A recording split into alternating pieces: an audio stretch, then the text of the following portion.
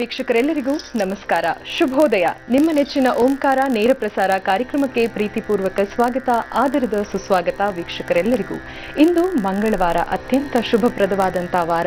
ಮಂಗಳವಾರದ ದಿನದಂದು ಸುಮಂಗಳೆ ಸರ್ವಮಂಗಳೆ ಆದಿಶಕ್ತಿಯನ್ನ, ಜಗನ್ಮಾತೃಕೆ ಜಗದಾಂಬಿಕೆಯನ್ನ ಸ್ಮರಿಸ್ತಾ ಕಾರ್ಯಕ್ರಮವನ್ನು ಆರಂಭಿಸುವ ಸಮಯ ಆಗಿದೆ. ಇಂದು ಸಾಕಷ್ಟು ವಿಶೇಷ ಮಾಹಿತಿ ಎಂದಿನಂತೆ ನೇರ ಪ್ರಸಾರ ಕಾರ್ಯಕ್ರಮದಲ್ಲಿ ಇರುತ್ತೆ.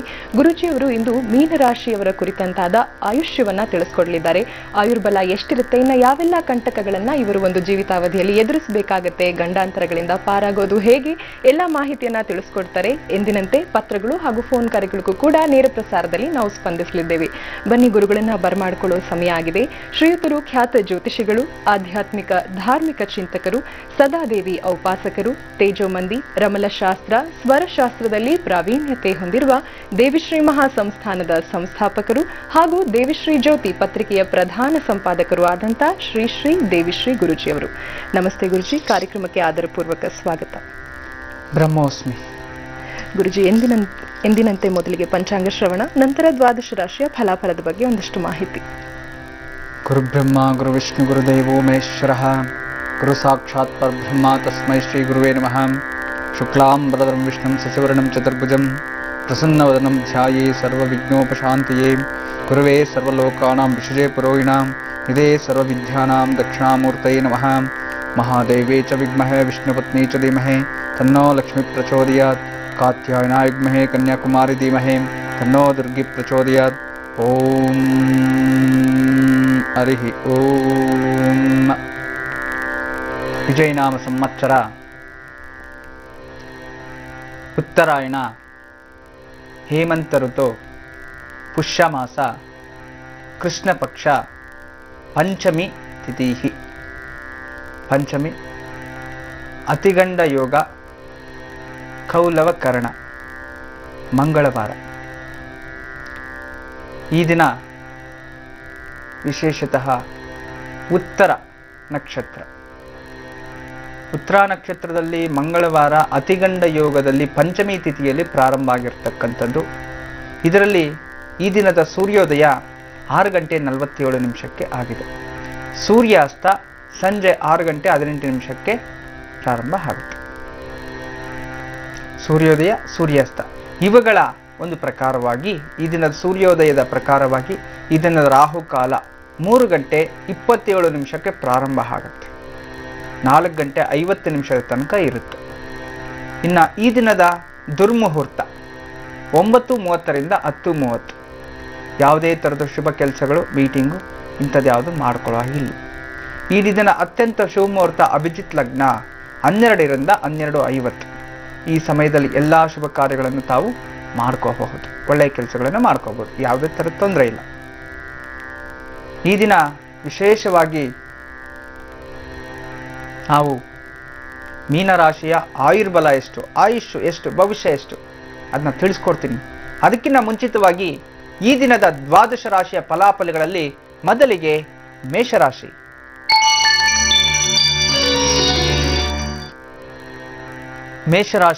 ಮೇಷರಾಶಿಯ ಸ್ತ್ರೀಯರಿಗೆ ಇದನ್ನ ಸ್ವಲ್ಪ ಮಾನಸಿಕ ನೆಮ್ಮದಿ ಕಮ್ಮಿ ಇರುತ್ತೆ. ಕುಟುಂಬದಲ್ಲಿ ಸ್ವಲ್ಪ ಜಗಳ ಆಗುವಂಥದ್ದು, ಏನೋ ಒಂದು ತಳವಳ, ಮನೇಲಿ ಯಾಕೋ ನೆಮ್ಮದಿ ಕಮ್ಮಿ ಆಗ್ತಿದೆಯಲ್ಲ ಅಂತ. ಇನ್ನು ಸ್ವಯಂ ಉದ್ಯೋಗಿಗಳಿಗೆ ಅಂದರೆ ಸ್ವಂತ ಬಿಸ್ನೆಸ್ ಮಾಡೋಂಥವ್ರಿಗೆ ಇದನ್ನ ಸ್ವಲ್ಪ ವಾಹನಗಳಿಂದ ತೊಂದರೆ ಆಗುವಂಥದ್ದು. ವಾಹನ ಕೈ ಕೊಟ್ಬಿಡುತ್ತೆ, ಎಲ್ಲ ಹೋಗ್ಬೇಕಾಗತ್ತೆ, ರಿಪೇರಿ ಆಗಿಬಿಡುತ್ತೆ, ಪಂಚರ್ ಆಗಿಬಿಡುತ್ತೆ. ಸ್ವಲ್ಪ ಎಚ್ಚರಿಕೆ ತಗೊಂಡು, ಎಲ್ಲ ಮುನ್ನೆಚ್ಚರಿಕೆ ತಗೊಂಡು ಹೋಗ್ತಾ ಇರ್ತಾರೆ. ಪೆಟ್ರೋಲ್ ಖಾಲಿ ಆದ್ರೂ ತೊಂದರೆನೇ, ಯಾವುದೋ ಒಂದು ರೀತಿ ವಾಹನಗಳಿಂದ ತೊಂದರೆ ಆಗುವಂಥದ್ದು. ಇನ್ನು ಉದ್ಯೋಗಸ್ಥರಿಗೆ ಇದನ್ನ ಸ್ವಲ್ಪ ಉದ್ಯೋಗದಲ್ಲಿ ಕಿರಿಕಿರಿ ಆಗುವಂಥದ್ದು, ಬೇಗ ಕೆಲಸನೇ ಆಗೋದಿಲ್ಲ, ಎಲ್ಲವೂ ನಿಧಾನ ಸ್ಥಿತಿಯಲ್ಲಿ ಆಗುವಂಥದ್ದು. ಸರ್ಕಾರಿ ಉದ್ಯೋಗಸ್ಥರಿಗೆ ಈ ದಿನ ಸ್ವಲ್ಪ ಹಿರಿಯ ಅಧಿಕಾರಿಗಳಿಂದ ಕಿರುಕುಳ ಅನ್ನೋದು ಇರುತ್ತೆ. ಇನ್ನು ವಯೋವೃದ್ಧರು, ವಯಸ್ಸಾಗಿರ್ತಕ್ಕಂಥವ್ರಿಗೆ ಅಕಾಲ ಭೋಜನ ಅಂತ ಹೇಳ್ತದೆ, ಸ್ವಲ್ಪ ಜಾಗ್ರತೆ ವಹಿಸಬೇಕು. ಇನ್ನು ಮಕ್ಕಳ ವಿಚಾರದಲ್ಲಿ ತುಂಬ ಲವಲವಿಕೆಯಿಂದ ಇರ್ತಾರೆ, ಶುಭ ಸುದ್ದಿನೇ ಆಗಿರುತ್ತೆ. ಆದರೂ ಸಹ ಸ್ವಲ್ಪ ಜಾಗ್ರತೆಯನ್ನು ವಹಿಸಬೇಕು. ತಲೆಗೆ ಸಂಬಂಧಪಟ್ಟಿರೋ ತೊಂದರೆ, ಫುಡ್ ಅಲರ್ಜಿ ಆಗುವಂಥದ್ದು, ಸ್ವಲ್ಪ ಎಚ್ಚರಿಕೆ ವಹಿಸಲು ತುಂಬ ಒಳ್ಳೆಯದು. ಇದನ್ನ ವಿಶೇಷವಾಗಿ ನಿರ್ವಿಘ್ನಕಾರಕ ಮಹಾಗಣಪತಿಯನ್ನು ಆರಾಧನೆ ಮಾಡ್ಕೊಂಡ್ಬಿಟ್ರೆ ಎಲ್ಲ ರೀತಿಯ ಶುಭ ಫಲಗಳು ನಿಮ್ಮದೇ ಆಗುತ್ತೆ. ಇದೀಗ ವೃಷಭ ರಾಶಿ.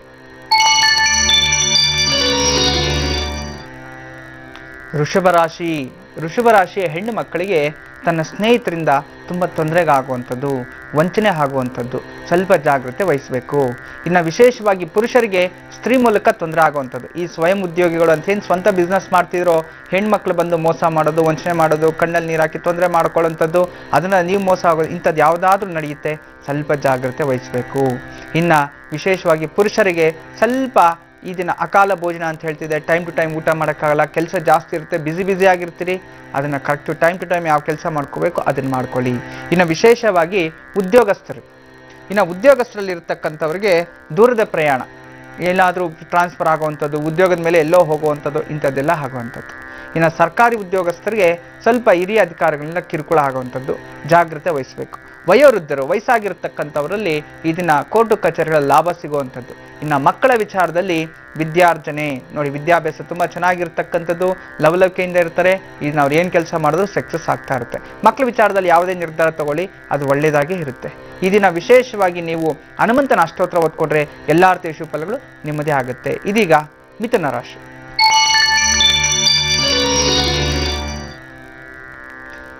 ಮಿಥುನ ರಾಶಿಯ ಸ್ತ್ರೀಯರಿಗೆ ಇದನ್ನ ವ್ಯಾಪಾರದಲ್ಲಿ ಲಾಭ. ನೀವೇನಾದರೂ ಕೊಂಡ್ಕೊಂಡ್ರು ಅಥವಾ ವ್ಯಾಪಾರಸ್ತ್ರ ಮಾಡಿದ್ರು ಅಥವಾ ವ್ಯಾಪಾರ ಮಾಡ್ತಾ ಇದ್ರು ಅದರಲ್ಲಿ ಲಾಭ ಸಿಗುವಂಥದ್ದು. ಸ್ನೇಹಿತರಿಂದ ಸ್ವಲ್ಪ ಸಪೋರ್ಟ್ ಸಿಗುವಂಥದ್ದು, ತುಂಬ ಚೆನ್ನಾಗಿರ್ತಕ್ಕಂಥದ್ದು. ಇನ್ನು ಈ ಒಂದು ಸ್ವಯಂ ಉದ್ಯೋಗಸ್ಥರಿಗೆ ಮಿತ್ರರಿಂದ ಲಾಭ, ಶತ್ರುಗಳು ಸಹ ನಿಮ್ಗೆ ಸರೆಂಡರ್ ಆಗ್ತಿದ್ದಾರೆ, ತುಂಬ ಚೆನ್ನಾಗಿದೆ. ಈ ದಿನ ಎಲ್ಲ ಥರದ್ದು ಒಂದು ಸನ್ನಿವೇಶಗಳಲ್ಲೂ ಉಪಯೋಗ ಮಾಡ್ಕೊಳ್ಳಿ, ಸಮಯವನ್ನು ವ್ಯರ್ಥ ಮಾಡೋಕ್ಕೆ ಹೋಗಬೇಡಿ. ಇನ್ನು ಸ್ವಯಂ ಉದ್ಯೋಗ ಮಾಡತಕ್ಕಂಥವ್ರು ಈ ರೀತಿ ಇದ್ದಾಗ ಉದ್ಯೋಗಸ್ಥರಿಗೆ ವಿಶೇಷವಾದ ದಿನ ಆಗಿದೆ. ಈ ದಿನ ಎಲ್ಲ ಕೆಲಸ ಕಾರ್ಯಗಳು ಪ್ರಗತಿಯಲ್ಲಿರ್ತಕ್ಕಂಥದ್ದು, ಮಾಡಿರ್ತಕ್ಕಂಥ ಕೆಲಸಕ್ಕೆ ಪ್ರಶಂಸೆ ಸಿಗುವಂಥದ್ದು ತುಂಬ ಚೆನ್ನಾಗಿದೆ. ಇನ್ನು ಈ ವಿಶೇಷವಾಗಿ ಸರ್ಕಾರಿ ಉದ್ಯೋಗಸ್ಥರಿಗೆ ಶುಭ ಸುದ್ದಿ, ಏನಾದರೂ ಗುಡ್ ನ್ಯೂಸ್ ಕಾದಿದೆ, ಬಂಧು ಕಡೆಯಿಂದನೋ ಅಥವಾ ಸರ್ಕಾರದಿಂದನೋ ಯಾವ ಕಡೆಯಿಂದನೋ ಕಾದಿರ್ತಕ್ಕಂಥ ಶುಭ ಸುದ್ದಿ ಚೆನ್ನಾಗಿರ್ತಕ್ಕಂಥದ್ದು. ಇನ್ನು ವಯಸ್ಸಾಗಿರ್ತಕ್ಕಂಥವ್ರು ಸಾಲ ಏನಾದರೂ ಮಾಡ್ಕೊಂಡಿದ್ರೆ, ವಯೋವೃದ್ಧರಾಗಿರ್ತಾರೆ, 75-80 ವರ್ಷ ಆಗಿರುತ್ತೆ, ಮಕ್ಕಳ ಬಗ್ಗೆ ಯೋಚನೆ ಮಾಡ್ತಿರ್ತಾರೆ, ಅವ್ರಿಗೇನಾದರೂ ಮುಕ್ತಿ ಕಾಣಿಸ್ಬೇಕು, ಮುಕ್ತಿ ಸಿಗುತ್ತೆ. ಈ ದಿನ ಆ ಸಾಲದಿಂದ ಮುಕ್ತಿ ಪಡೆಯುವಂಥ ಒಂದು ಯೋಗ ಇದೆ. ಇನ್ನು ವಿಶೇಷವಾಗಿ ಮಕ್ಕಳ ವಿಚಾರದಲ್ಲಿ ಈ ದಿನ ಆರೋಗ್ಯ ಪ್ರಾಪ್ತಿ ಅಂತ ನೋಡಿ, ದೀರ್ಘಕಾಲದ ರೋಗಗಳು ಶಮನ ಆಗ್ತಾಯಿದೆ, ಥ್ರೋಟ್ ಇನ್ಫೆಕ್ಷನ್ಸು, ಸೈನೋಸ್ ಆಪರೇಷನ್, ಅದು ಇದು ಅಂತ ಹೇಳ್ತಿರ್ತೀರಿ. ಅದರಲ್ಲಿ ರಿಸಲ್ಟ್ ನಿಮಗೆ ಗುಡ್ ರಿಸಲ್ಟ್ಸ್ ಕಾಣಿಸುವಂಥ ದಿನ. ಇನ್ನು ಮತ್ತಷ್ಟು ವಿಶೇಷಗಳು ನೀವು ಪಡಿಬೇಕು ಅಂತಂದರೆ ಈ ದಿನ ಹಯಗ್ರೀವ ಅಷ್ಟೋತ್ರ ಅಥವಾ ನರಸಿಂಹಸ್ವಾಮಿ ಪ್ರಾರ್ಥನೆ ಅಥವಾ ನರಸಿಂಹಸ್ವಾಮಿಯನ್ನು ಆರಾಧನೆ ಮಾಡೋದ್ರಿಂದ ಎಲ್ಲ ರೀತಿಯ ಶುಭಫಲಗಳು ನಿಮ್ಮದೇ ಆಗುತ್ತೆ. ಇದೀಗ ಕಟಕ ರಾಶಿ.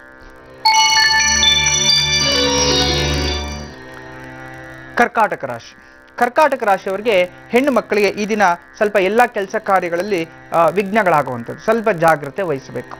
ಹೆಣ್ಣು ಮಕ್ಕಳು ಏನೋ ಕೆಲಸ ಮಾಡ್ತಿರ್ತೀರಿ, ಸ್ವಲ್ಪ ಎಲ್ಲ ಕೆಲಸ ಕಾರ್ಯಗಳನ್ನ ಮಾಡಿರ್ತೀರಿ, ಸಾಯಂಕಾಲ ವೇಳೆಗೆ ಎಲ್ಲ ಸುಸೂತ್ರವಾಗಿ ನಡ್ತಾರೆ, ಬೆಳಗಡೆ ಎಲ್ಲ ವಿಘ್ನಗಳಾಗುವಂಥ ಮುನ್ಸೂಚನೆಗಳು ಕಾಣಿಸ್ತಾ ಇರುತ್ತೆ. ಅದನ್ನ ಸ್ವಲ್ಪ ಎಚ್ಚರಿಕೆಯಿಂದ ಯಾವುದನ್ನು ಮಾಡಬೇಕು ಯಾವುದನ್ನು ಮಾಡಬಾರ್ದು ಅಂತ ಯೋಚನೆ ಮಾಡ್ಕೊಂಡು ಕೆಲಸಗಳನ್ನು ಪ್ರಾರಂಭ ಮಾಡಿ, ಖಂಡಿತ ಒಳ್ಳೆಯದಾಗತ್ತೆ.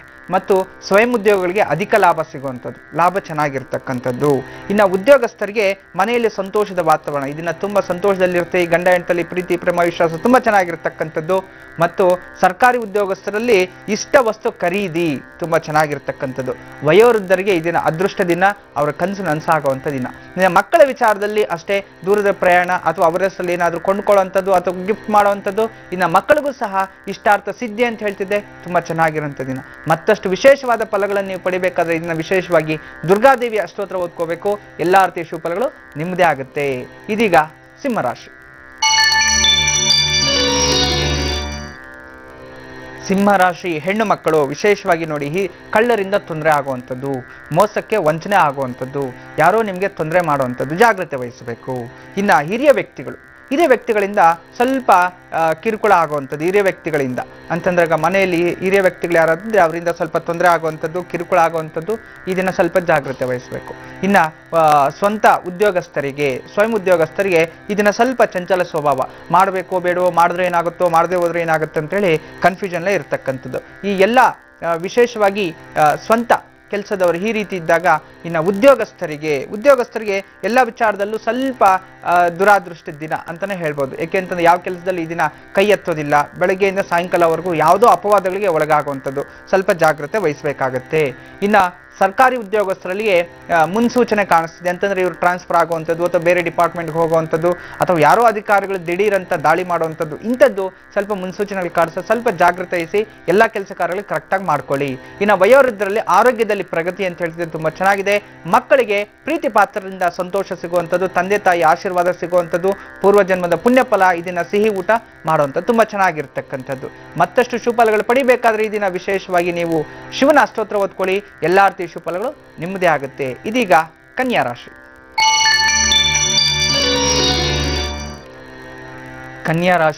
ಕನ್ಯಾ ರಾಶಿಯವರಿಗೆ ವಿಶೇಷವಾಗಿ ಹೆಣ್ಣು ಮಕ್ಕಳಿಗೆ ಕಾರ್ಯಸಿದ್ಧಿ ಅಂತ ಹೇಳ್ತಿದೆ. ತುಂಬಾ ಚೆನ್ನಾಗಿರತಕ್ಕಂಥದ್ದು. ಕಾರ್ಯಸಿದ್ಧಿ ಅಂತಂದಾಗ ಅವ್ರ ಎಲ್ಲಾ ಕೆಲಸ ಕಾರ್ಯಗಳಲ್ಲೂ ಸಿದ್ಧಿ ಆಗುವಂಥದ್ದು. ಇನ್ನ ಸ್ವಯಂ ಉದ್ಯೋಗಸ್ಥರಿಗೆ ವ್ಯಾಪಾರದಲ್ಲಿ ಲಾಭ ನೋಡಿ, ಭೂಮಿ ವ್ಯಾಪಾರ ಆಗಿರ್ಬೋದು ಮತ್ತಿತರ ಯಾವುದೇ ಒಂದು ವ್ಯಾಪಾರಸ್ಥರಿಗೆ ಈ ದಿನ ಲಾಭ ಸಿಗುವಂಥದ್ದು. ಕನ್ಸ್ಟ್ರಕ್ಷನ್ ಫೀಲ್ಡ್ ಅಲ್ಲಿರೋರ್ಗೂ ಲಾಭ ಸಿಗುವಂಥದ್ದು, ಮಣ್ಣಿನ ವ್ಯಾಪಾರಸ್ಥರಿಗೂ ಲಾಭ ಸಿಗುವಂಥದ್ದು ತುಂಬಾ ಚೆನ್ನಾಗಿದೆ. ಮತ್ತೆ ಈ ಒಂದು ಸ್ವಂತ ಉದ್ಯೋಗವನ್ನು ಬಿಟ್ಟು ಉದ್ಯೋಗಸ್ಥರಿಗೆ ಯಾವ್ದಾದ್ರು ಪ್ರೈವೇಟ್ ಕಂಪ್ನಿ ಅಲ್ಲಿ ಇಲ್ಲಿ ಕೆಲಸ ಮಾಡತಕ್ಕಂಥವ್ರೆ ಹಿರಿಯ ಅಧಿಕಾರಿಗಳಿಂದ ಸನ್ಮಾನ ಆಗುವಂಥದ್ದು ಚೆನ್ನಾಗಿರ್ತಕ್ಕಂಥ, ಹಿರಿಯ ವ್ಯಕ್ತಿಗಳಿಂದ ಸನ್ಮಾನ ಆಗುವಂಥದ್ದು ಚೆನ್ನಾಗಿರ್ತಕ್ಕಂಥದ್ದು. ಮತ್ತೆ ಸರ್ಕಾರಿ ಉದ್ಯೋಗಸ್ಥರಿಗೆ ಕುಟುಂಬದಲ್ಲಿ ಸಂತೋಷದ ವಾತಾವರಣ ತುಂಬಾ ಚೆನ್ನಾಗಿದೆ. ಮಂಗಳ ಕಾರ್ಯ ಮಾಡಬೇಕು, ಮಂಗಳ ಕಾರ್ಯ ಮಾಡಬೇಕು, ಈ ಸರಿ ನಾವು ರಿಟೈರ್ಡ್ ಆಗೋಷ್ಟು ಒಳಗಡೆ ನಾವು ಯಾವ್ದಾದ್ರು ಡಿಸಿಷನ್ಸ್ ತಗೋಬೇಕು ಅನ್ನೋರಿಗೆ ಇದನ್ನ ತುಂಬಾ ಶುಭ ದಿನ, ಒಳ್ಳೇದಾಗುವಂಥ ಯೋಗ.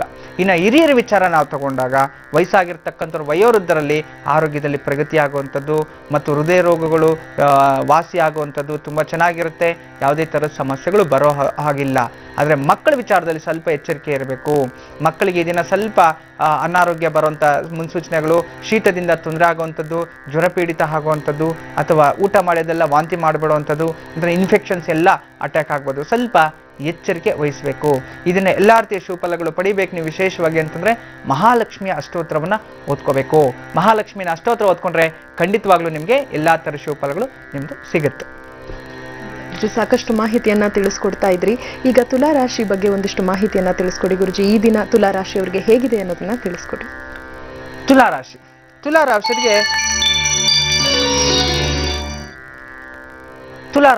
ತುಲಾ ರಾಶಿಯರಿಗೆ ವ್ಯಾಪಾರದಲ್ಲಿ ಅಧಿಕ ಲಾಭ ಚೆನ್ನಾಗಿರ್ತಕ್ಕಂಥದ್ದು. ವ್ಯಾಪಾರಸ್ಥರಿಗೆ ಸ್ವಲ್ಪ ಉನ್ನತ ಸ್ಥಾನಕ್ಕೆ ಹೋಗುವಂಥದ್ದು ಚೆನ್ನಾಗಿದೆ. ಇನ್ನು ಹೆಣ್ಣು ಮಕ್ಕಳಿಗೆ ವಿಶೇಷವಾಗಿ ಅಂದುಕೊಂಡ ಕೆಲಸ ಕಾರ್ಯಗಳಲ್ಲಿ ಸಿದ್ಧಿ ಆಗುವಂಥದ್ದು.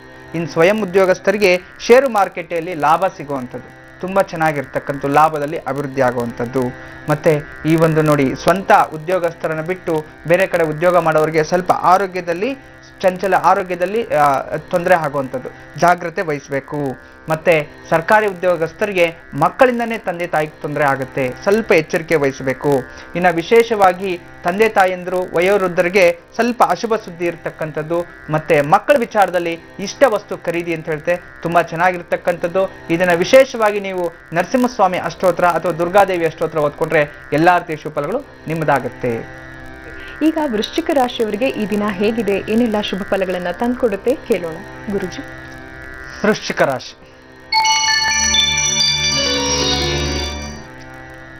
ವೃಶ್ಚಿಕ ರಾಶಿಯ ಹೆಣ್ಣು ಮಕ್ಕಳಿಗೆ ಈ ದಿನ ಸಂಬಂಧಿಕರು ಮನೆಗೆ ಆಗಮಿಸುವರು ಅಂತ, ಮನೆಗೆ ಸಂಬಂಧಿಕರು ಬರ್ತಿದ್ದಾರೆ. ಹೆಣ್ಮಕ್ಳಿಗೆ ಸ್ವಲ್ಪ ಸಂತೋಷದ ವಾತಾವರಣ ತುಂಬ ಚೆನ್ನಾಗಿರ್ತಕ್ಕಂಥದ್ದು. ಮತ್ತು ಸ್ವಯಂ ಉದ್ಯೋಗಸ್ಥರಿಗೆ ಶುಭ ಸಮಾಚಾರ ತುಂಬ ಚೆನ್ನಾಗಿರ್ತಕ್ಕಂಥದ್ದು. ಮತ್ತು ಮಂಗಳ ಕಾರ್ಯಗಳ ಮಾತುಕತೆ ನಡೀತಿದೆ ಅವ್ರ ಮನೆಗಳಲ್ಲಿ. ಯಾವುದಾದ್ರೂ ಸಂಬಂಧಿಕರ ಮನೆಗೆ ಬಂದರೆ ಮಂಗಳಕರ ಅದು ಇದು ನಡೆಯುವಂಥದ್ದೇ, ಯಾವುದಾದ್ರೂ ಪೂಜಾ ವಿಚಾರ ಆಗ್ಬೋದು, ಮಕ್ಕಳ ಮದುವೆ ವಿಚಾರ, ಇಂಥದ್ರ ಬಗ್ಗೆ ಚರ್ಚೆ ನಡೆಯುವಂಥದ್ದು. ಇನ್ನು ಉದ್ಯೋಗಸ್ಥರಿಗೆ ವಿಶೇಷವಾಗಿ ಉದ್ಯೋಗಸ್ಥರಿಗೆ ಶುಭ ನಡೆಯುವಂಥದ್ದು. ಉದ್ಯೋಗ ಇಲ್ಲದೆ ಇರತಕ್ಕಂಥವ್ರಿಗೆ ಉದ್ಯೋಗ ಪ್ರಾಪ್ತಿ ಆಗುವಂಥದ್ದು. ಹೊಸ ಉದ್ಯೋಗ ಯಾವುದಾದ್ರೂ ಸಿಗಬೇಕು, ಅದಕ್ಕೇನಾದರೂ ಜಂಪ್ ಆಗಬೇಕು ಅಥವಾ ಬೇರೆ ಕಂಪ್ನಿಗೆ ಹೋಗಬೇಕು ಅನ್ನೋದಿದ್ರೆ ಇದನ್ನ ಪ್ರಯತ್ನ ಮಾಡಿ, ಅಥವಾ ಇದನ್ನ ಒಂದು ಬಯೋಡೇಟಾ ಆದರೂ ಫಿಲ್ ಮಾಡಿ ಕಳಿಸಿ. ಖಂಡಿತ ನಿಮ್ಗೆ ಆ ಕಡೆಯಿಂದ ಶುಭ ಸುದ್ದಿ ಸಿಕ್ಕೇ ಸಿಗುತ್ತೆ. ಇನ್ನು ಸರ್ಕಾರಿ ಉದ್ಯೋಗಸ್ಥರಿಗೆ ತೀರ್ಥಕ್ಷೇತ್ರ ದರ್ಶನ ಅಂತ ಹೇಳ್ತಿದೆ. ಅಂದರೆ ಶುಭ ಒಂದು ದೇವಸ್ಥಾನಗಳಾಗ್ಬೋದು, ಬೇರೆ ಎಲ್ಲಾದರೂ ದೂರ ಪ್ರಯಾಣ ಮಾಡುವಂಥ ಸಂಭವಗಳು ಜಾಸ್ತಿ ಇರ್ತಾಗ, ಅಥವಾ ಅದ್ರ ಸಂಬಂಧಪಟ್ಟಿರುವ ಹಾಗೆ ಚರ್ಚೆ ವಿಚಾರಗಳಲ್ಲಿ ಮಾಹಿತಿಗಳ ಬಗ್ಗೆ ಕಲೆ ಹಾಕುವಂಥ ಒಂದು ಇದರಲ್ಲಿ ಇರ್ತೀರ ಇದನ್ನ. ಇನ್ನು ವಯೋವೃದ್ಧರಿಗೆ ವಿಶೇಷವಾಗಿ ಸಮಾಧಾನಕರವಾದ ದಿನ. ಈ ದಿನ ಮನೆಯಲ್ಲಿ ಎಲ್ಲರೂ ಬಂಧು ಮಿತ್ರರೊಂದಿಗೆ ಕೂಡಿಕೊಂಡು ಸಮಾಧಾನವಾಗಿರ್ತೀರಿ, ಆರೋಗ್ಯದಲ್ಲೂ ಸಹ ಸಮಾಧಾನವಾಗಿರುತ್ತೆ, ಯಾವುದೂ ತೊಂದರೆ ಇಲ್ಲ. ಇನ್ನು ಮಕ್ಕಳ ವಿಚಾರದಲ್ಲಿ ಇನ್ನು ಉತ್ತಮವಾದ ಫಲಗಳನ್ನು ಅನುಭವಿಸ್ತಾರೆ. ಮಕ್ಕಳಿಗೆ ತುಂಬ ಚೆನ್ನಾಗಿದೆ, ಕಷ್ಟಪಟ್ಟು ಓದೋದ್ರಿಂದ ಅತಿ ಹೆಚ್ಚು ಫಲ ಸಿಗುವಂಥದ್ದು. ಇನ್ನು ಗಾಢವಾದ ಪ್ರಾಕ್ಟೀಸ್ ಮಾಡಿ ಎಷ್ಟೋ ಮಾಡಿರ್ತೀರಿ, ನಿಮಗೆ ಅದು ಚೆನ್ನಾಗಿ ಮೈಂಡ್ಗೆ ಹೋಗಿರೋದಿಲ್ಲ. ಇದನ್ನು ಏನಾದರೂ ನೀವು ಕಷ್ಟಪಟ್ಟರೆ ಖಂಡಿತವಾಗ್ಲೂ ಅದು ಈಸಿಯಾಗಿ ಕಲಿಬಹುದು. ತುಂಬ ಚೆನ್ನಾಗಿರೋಂಥ ದಿನ. ಮತ್ತಷ್ಟು ಶುಭಫಲಗಳು ಪಡಿಬೇಕಾದ್ರೆ ಈ ದಿನ ನೀವು ಹನುಮಂತನ ಅಷ್ಟೋತ್ರ ಓದ್ಕೊಳ್ಳಿ, ಎಲ್ಲ ರೀತಿಯ ಶುಭಫಲಗಳು ನಿಮ್ಮದೇ ಆಗುತ್ತೆ. ಇದೀಗ ಧನುರಾಶಿ.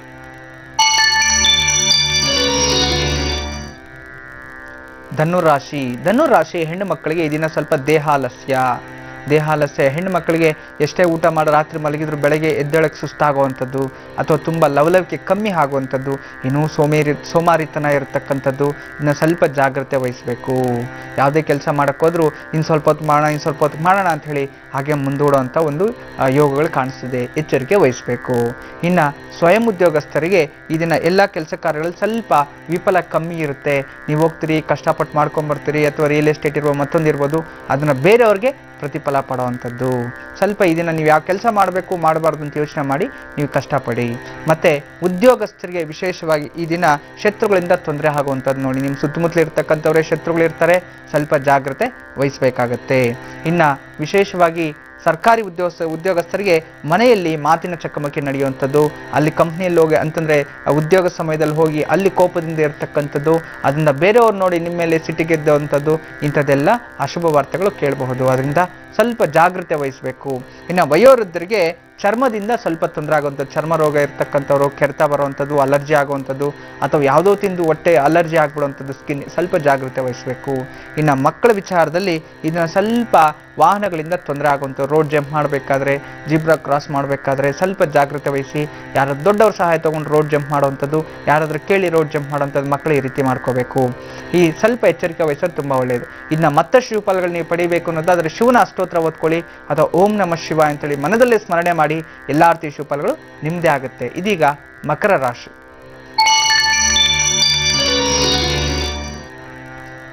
ಮಕರ ರಾಶಿ ಹೆಣ್ಣು ಮಕ್ಕಳಿಗೆ ಸ್ವಲ್ಪ ಜಾಗ್ರತೆ ವಹಿಸಬೇಕು. ಜಾಗ್ರತೆಯನ್ನು ವಹಿಸೋದ್ರಿಂದ ಅಂತಂದರೆ ಸ್ವಲ್ಪ ಇದನ್ನು ಯಾವುದೋ ಒಂದು ಸ್ನೇಹಿತರಿಂದ ನಿಮ್ಮ ಮೇಲೆ ಬ್ಲ್ಯಾಕ್ ಮೇಲ್ ಫೋನ್ ಬರೋವಂಥದ್ದು, ಅಥವಾ ಕೆಟ್ಟ ಸುದ್ದಿ ಕೇಳೋವಂಥದ್ದು, ಅಥವಾ ನಿಮ್ಮಿಂದ ಯಾರಿಗೋ ತೊಂದರೆ ಆಗಿದೆ ಅಂತ ಹೇಳೋದು, ಇಂಥ ಅಶುಭ ವಾರ್ತೆಗಳು ಜಾಸ್ತಿ ಬರುತ್ತೆ. ಇದನ್ನು ಫೋನನ್ನು ಸ್ವಲ್ಪ ಸೈಲೆಂಟ್ ಮೋಡ್ಗೆ ಹಾಕಿ, ಅಥವಾ ಯಾವುದೇ ಕಾಲ್ಸು ನೀವು ನೋಡಿದ್ರೆ ಗೊತ್ತಿರೋರು ಮಾತ್ರ ರಿಸೀವ್ ಮಾಡುವಂಥದ್ದು, ಅಂಥದ್ರ ಬಗ್ಗೆ ಇಟ್ಕೊಂಡಿರಿ. ಮತ್ತು ಮನೆಯಲ್ಲಿ ಇರತಕ್ಕಂಥವ್ರು ವಿಶೇಷವಾಗಿ ಹಿರಿಯರಿಂದ ಸ್ವಲ್ಪ ಅನಾರೋಗ್ಯದ ವಾರ್ತೆನೂ ಕೇಳಬಹುದು, ಜಾಗ್ರತೆ ವಹಿಸಬೇಕು. ಮತ್ತು ಸ್ವಯಂ ಉದ್ಯೋಗಸ್ಥರಲ್ಲಿ ಚಂಚಲ ಸ್ವಭಾವ ಈ ದಿನ, ಎಲ್ಲ ಕೆಲಸ ಕಾರ್ಯಗಳು ಮಂದಗತಿಯಲ್ಲಿ ಆಗುವಂಥದ್ದು. ಆದರೆ ಸಾಯಂಕಾಲ ವೇಳೆಗೆ ಶುಭ ಸುದ್ದಿ ನಿಮ್ಗೆ ಕಾಣುತ್ತೆ. ಇನ್ನು ಉದ್ಯೋಗಸ್ಥರಲ್ಲಿ ಸ್ವಲ್ಪ ಜಗಳ ಆಡುವಂಥದ್ದು, ಸ್ನೇಹಿತರೊಂದಿಗೆ ಜಗಳ ಆಡುವಂಥದ್ದು, ನೇರವಾಗಿ ಮಾತಾಡಿ ಶತ್ರುತ್ವ ಗಳಿಸುವಂಥದ್ದು. ಎಷ್ಟು ಮಾತಾಡಬೇಕು, ಯಾವುದನ್ನು ಮಾತಾಡಬೇಕು, ಸ್ವಲ್ಪ ಜಾಗ್ರತೆ ವಹಿಸಬೇಕು. ಮತ್ತು ವಿಶೇಷವಾಗಿ ಇನ್ನು ಸರ್ಕಾರಿ ಉದ್ಯೋಗಸ್ಥರಲ್ಲಿ ಸ್ವಲ್ಪ ಅಶುಭ ದಿನ ಆಗಿರತಕ್ಕಂಥದ್ದು, ಸ್ವಲ್ಪ ಎಚ್ಚರಿಕೆ ವಹಿಸಿ. ಈ ದಿನ ವಯಸ್ಸಾಗಿರ್ತಕ್ಕಂಥವರಲ್ಲಿ ಆರೋಗ್ಯದಲ್ಲಿ ಪ್ರಗತಿ ಆಗುವಂಥದ್ದು, ಮತ್ತು ಮೊಣಗಾಲಕ್ಕೆ ಸಂಬಂಧಪಟ್ಟಿರೋ, ಹಿಮ್ಮಡಿಗೆ ಸಂಬಂಧಪಟ್ಟಿರೋ ಸ್ವಲ್ಪ ನೋವನ್ನು ಅನುಭವಿಸ್ಬೇಕಾಗತ್ತೆ, ಜಾಗ್ರತೆ ವಹಿಸಿ. ಇನ್ನು ಮಕ್ಕಳ ವಿಚಾರದಲ್ಲಿ ಉತ್ತಮ ಪ್ರಗತಿ ಇರತಕ್ಕಂಥದ್ದು, ಇನ್ನು ವಿದ್ಯೆಯಲ್ಲೂ ಸಹ ಅಭಿವೃದ್ಧಿ ಆಗುವಂಥದ್ದು, ಕ್ರೀಡಾಪಟುಗಳಿಗೆ ಒಳ್ಳೆಯದಾಗುವಂಥದ್ದು, ತುಂಬ ಚೆನ್ನಾಗಿರ್ತಕ್ಕಂಥದ್ದು. ಈ ದಿನ ವಿಶೇಷವಾಗಿ ನೀವು ಸುಬ್ರಹ್ಮಣ್ಯ ಅಷ್ಟೋತ್ರ ಜೊತೆಯಲ್ಲಿ ಹನುಮಂತನ ಅಷ್ಟೋತ್ರ ಓದ್ಕೊಳ್ಳಿ, ಎಲ್ಲ ರೀತಿಯ ಶುಭಫಲಗಳು ನಿಮ್ಮದೇ ಆಗುತ್ತೆ. ಇದೀಗ ಕುಂಭರಾಶಿ.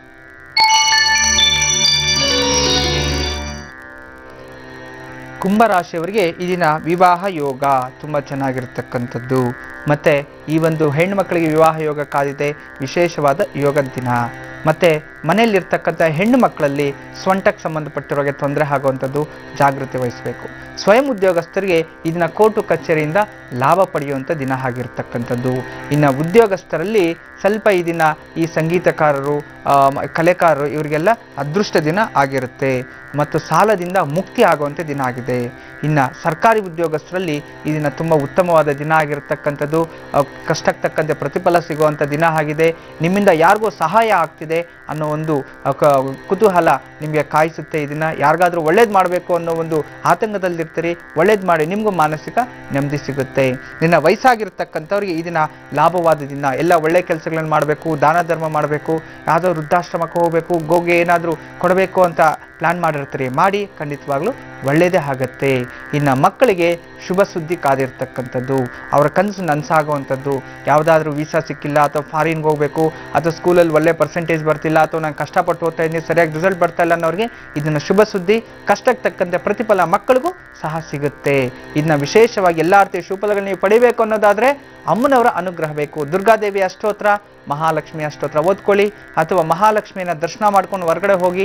ಎಲ್ಲ ರೀತಿಯ ಶುಭಫಲಗಳು ನಿಮ್ಮದೇ ಆಗುತ್ತೆ. ಈಗ ಕೊನೆಯದಾಗಿ ಮೀನರಾಶಿ. ಮೀನರಾಶಿಯ ಹೆಣ್ಣು ಮಕ್ಕಳಿಗೆ ಕೋರ್ಟು ಕಚೇರಿಯಲ್ಲಿ ಲಾಭ ಸಿಗುವಂಥದ್ದು, ಡಿವೋರ್ಸ್ ಅಪ್ಲೈ ಮಾಡಿರ್ತೀರಿ, ಚೆಕ್ ಕೇಸ್ ಅಪ್ಲೈ ಮಾಡಿರ್ತೀರಿ, ಯಾವುದೋ ಒಂದು. ಆದರೆ ಹೆಣ್ಣು ಮಕ್ಕಳಿಗೆ ಈ ದಿನ ಜಯ ಸಿಗುವಂಥ ದಿನವೇ ಇದೆ. ಇದನ್ನ ನಿಮ್ಮ ಇಷ್ಟಾರ್ಥ ಸಿದ್ಧಿಯಾಗುವಂಥದ್ದು ಇರುತ್ತೆ. ಆದರೆ ಸ್ನೇಹಿತರಿಂದ ಅಪಮಾನ ಅಪವಾದಗಳಿಗೆ ಗುರಿಯಾಗ್ತೀರಿ, ಜಾಗ್ರತೆ ವಹಿಸಬೇಕು. ಇನ್ನು ಸ್ವಯಂ ಉದ್ಯೋಗಸ್ಥರಿಗೆ ದ್ರವ್ಯ ನಷ್ಟ ಅಂತ ಹೇಳ್ತೀರಿ. ಎಲ್ಲೋ ಇನ್ವೆಸ್ಟ್ಮೆಂಟ್ ಮಾಡಬೇಕು, ಹಾಗೆ ಮಾಡಬೇಕು, ಹೀಗೆ ಮಾಡಬೇಕು ಅಂದ್ಕೊಂಡಿರ್ತೀರಿ. ಇನ್ವೆಸ್ಟ್ಮೆಂಟ್ಗೆ ಅಂತ ಹೋಗಿ ಅಲ್ಲಿ ಸ್ವಲ್ಪ ಎಡುತ್ತೀರಾ, ಜಾಗ್ರತೆ ವಹಿಸಿ.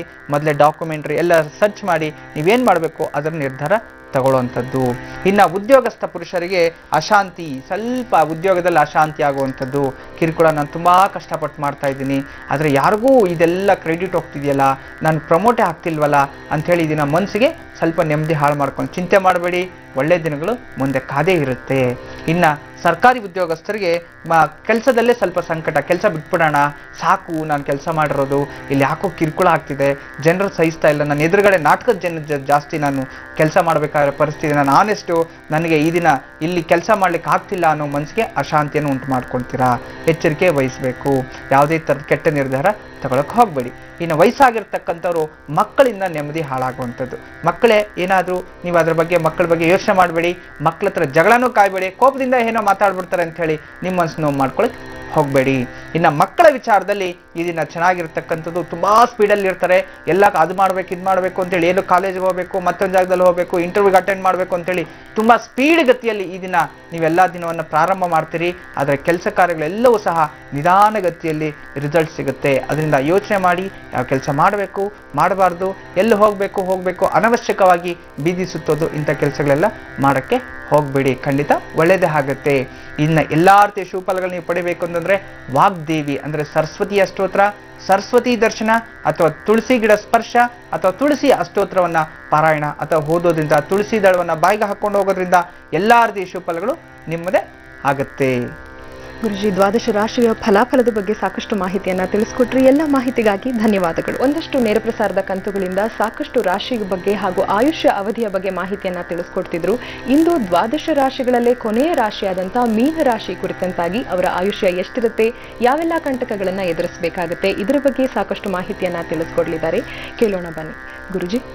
ಇನ್ನ ಮೀನರಾಶಿ ಎಷ್ಟೋ ರಾಶಿಗಳು ಎಲ್ಲ ಆಯ್ತು, 11 ರಾಶಿಗಳದ್ದು ಮುಕ್ತಾಯ ಆಯಿತು. ಕೊನೆಯ ರಾಶಿ ಮೀನರಾಶಿ. ಈ ಮೀನರಾಶಿಯಲ್ಲಿ ಎಲ್ಲ ಬರೆದಿಟ್ಕೊಳ್ಳಿ.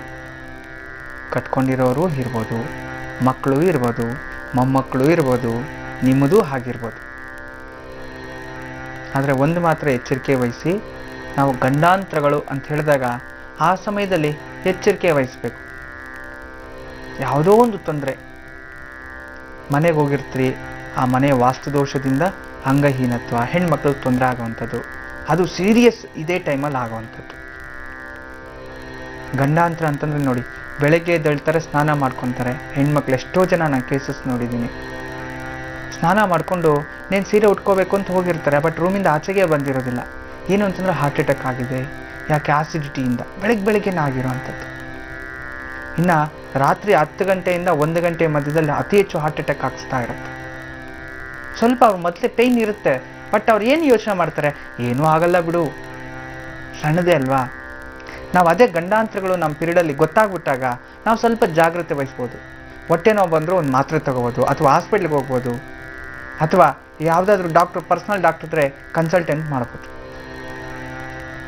ಇನ್ನು ಈ ವಾಹನಗಳಿಂದ ತೊಂದರೆ ಅಂತ ಹೇಳಿರ್ತೀವಿ. ವಾಹನಗಳಿಂದ ತೊಂದರೆ ಅಂತಾಗ ಹೈವೇದಲ್ಲಿ ರ್ಯಾಶ್ ಡ್ರೈವ್ ಯಾವಾಗಲೂ ಮಾಡ್ತಾ ಇರ್ತಾರೆ.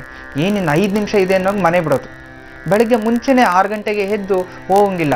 8 ಗಂಟೆಗೆ ಹೋಗ್ಬೇಕು ಕೆಲಸ ಅಂತಂದ್ರೆ 7ವರೆಗೆ ಎದ್ದೇಳೋದು, 5 ನಿಮಿಷದಲ್ಲಿ ಸ್ನಾನ ಮಾಡ್ಬಿಡೋದು, ಆಚೆಗೆ ಬರೋ ಒಂದು ದೇವ್ರ ನಮಸ್ಕಾರ ಎಲ್ಲ ಏನಿಲ್ಲ, ಅದು ನಿಂತ್ಕೊಂಡು ದಡ ಅಂತ ಇರೋದು ತಿನ್ಬಿಡೋದು. ಅದು ತಿಂದು ಹೋದ್ರೂ ಪರವಾಗಿಲ್ಲ, ಗಾಡಿ ಸ್ಟಾರ್ಟ್ ಮಾಡ್ಕೊಂಡು ಮೊಬೈಲ್ ಕಿವಿಗೆ ಇಟ್ಕೊಂಡು ಅದು ಒಳಗಡೆ ಏನೇನೋ ಕೇಳ್ಕೊಂಡು ಹೋಗ್ತಾ ಇರೋದಷ್ಟೇ, ಹೆಡ್ಫೋನ್ಸ್ ಒಂದು ಹಾಕೊಂಡು. ನಿಮ್ಮ ಪಾಡಿಗೆ ನೀವು ಹೋಗ್ತಿರ್ತೀರಿ, ಯಾರೋ ನಿಮ್ಮ ಥರನೇ ಒಬ್ಬ ಇನ್ನೂ ಹುಚ್ಚ ಇನ್ನೂ ಬೇಗ ಹೋಗ್ಬೇಕು ಅಂತ ಬಂದು ಎತ್ಕೊಂಬಂದು ಇಟ್ಟಾಗ ತಗೊಂಡೋಗಿ ಕಾಲುವೆಯಲ್ಲಿ ಬೀಳೋವಂಥದ್ದು. ಇವೆಲ್ಲ ಗಂಡಾಂತರಗಳೇ ಅಂತಂದಾಗ ಮನುಷ್ಯನಿಗೆ ಯಾವ ಕಡೆಯಿಂದಾದರೂ ಗಂಡಾಂತರಗಳು ಬರ್ಬೋದು. ನೋಡಿ, ಹುಟ್ಟಲಿಕ್ಕೆ ಒಂದೇ ಒಂದು ದಾರಿ, ಪ್ರಪಂಚದಲ್ಲಿ ಜನನಕ್ಕೆ ಒಂದೇ ದಾರಿ, ತಾಯಿಯ ಗರ್ಭ. ಹೌದಲ್ವಾ? ತಾಯಿಯ ಗರ್ಭ ಬಿಟ್ರೆ ಮನುಷ್ಯ ಆಚೆ ಬರಕ್ಕೆ ಸಾಧ್ಯನೇ ಇಲ್ಲ, ಸೃಷ್ಟಿಗೆ ವಿರುದ್ಧ ಆಗ್ಬಿಡುತ್ತೆ. ತಾಯಿ ಗರ್ಭ ಇಲ್ಲದೆ ಹೋದ್ರೆ ಮನುಷ್ಯ ಉದ್ಭವಕ್ಕೆ ಆಗೋದೇ ಇಲ್ಲ. ಆ ಒಂದು ಸೂರ್ಯನ ಅನುಗ್ರಹದಿಂದ ಕುಂತಿಯ ಪುತ್ರನಾದ ಕರ್ಣ, ಅಲ್ಲಿ ಕೂಡ ತಮಗೆ ಸಾಕಷ್ಟು ಪುರಾಣಗಳಲ್ಲಿ ಇತಿಹಾಸ ಗೊತ್ತಿದೆ. ಅಂತಂದ್ರೆ ಮಂತ್ರಗಳಿಂದ ಕೂಡ ಮಕ್ಕಳಾಗಿದೆ ಅಂತ ಶಕ್ತಿ. ಈಗ ಮಾಡ್ತಿದ್ರಲ್ಲ IVF ಮತ್ತೊಂದು ಏನೇನೋ ಅಂತ. ಆಗಿನ ಕಾಲದಲ್ಲೇ ನೋಡಿ ಹೇಗಿತ್ತು ಪುರಾಣದಲ್ಲಿ, ಒಂದು ಮಂತ್ರದಿಂದ ಆಶೀರ್ವಾದ ಮಾಡಿ ಅವನಿಗೆ ಅದು ಕರ್ಣಕುಂಡಲಗಳು ಮತ್ತೆ ವಜ್ರಾಯು ಇದೆಲ್ಲವನ್ನು ಹಾಕೊಂಡೇ ಹುಟ್ಟಿರ್ತಕ್ಕಂಥ ಮನುಷ್ಯ, ದೇಹದಲ್ಲೇ ಬಂದಿರತಕ್ಕಂಥದ್ದು. ಆ ಒಂದು ಕವಚ, ವಜ್ರ ಕವಚ, ಇಂಥದ್ದೆಲ್ಲ ಇದು ಅದ್ಭುತ ಶಕ್ತಿ ಅವೆಲ್ಲ. ಅಂತಂದ್ರೆ ಒಂದು ಮಂತ್ರಕ್ಕೆ ಎಲ್ಲ ಶಕ್ತಿನೂ ಇದೆ. ನಾನು ಅದೇ ಹೇಳೋದು, ಪ್ರಕೃತಿಯಲ್ಲಿ ಎಲ್ಲವೂ ಇದೆ.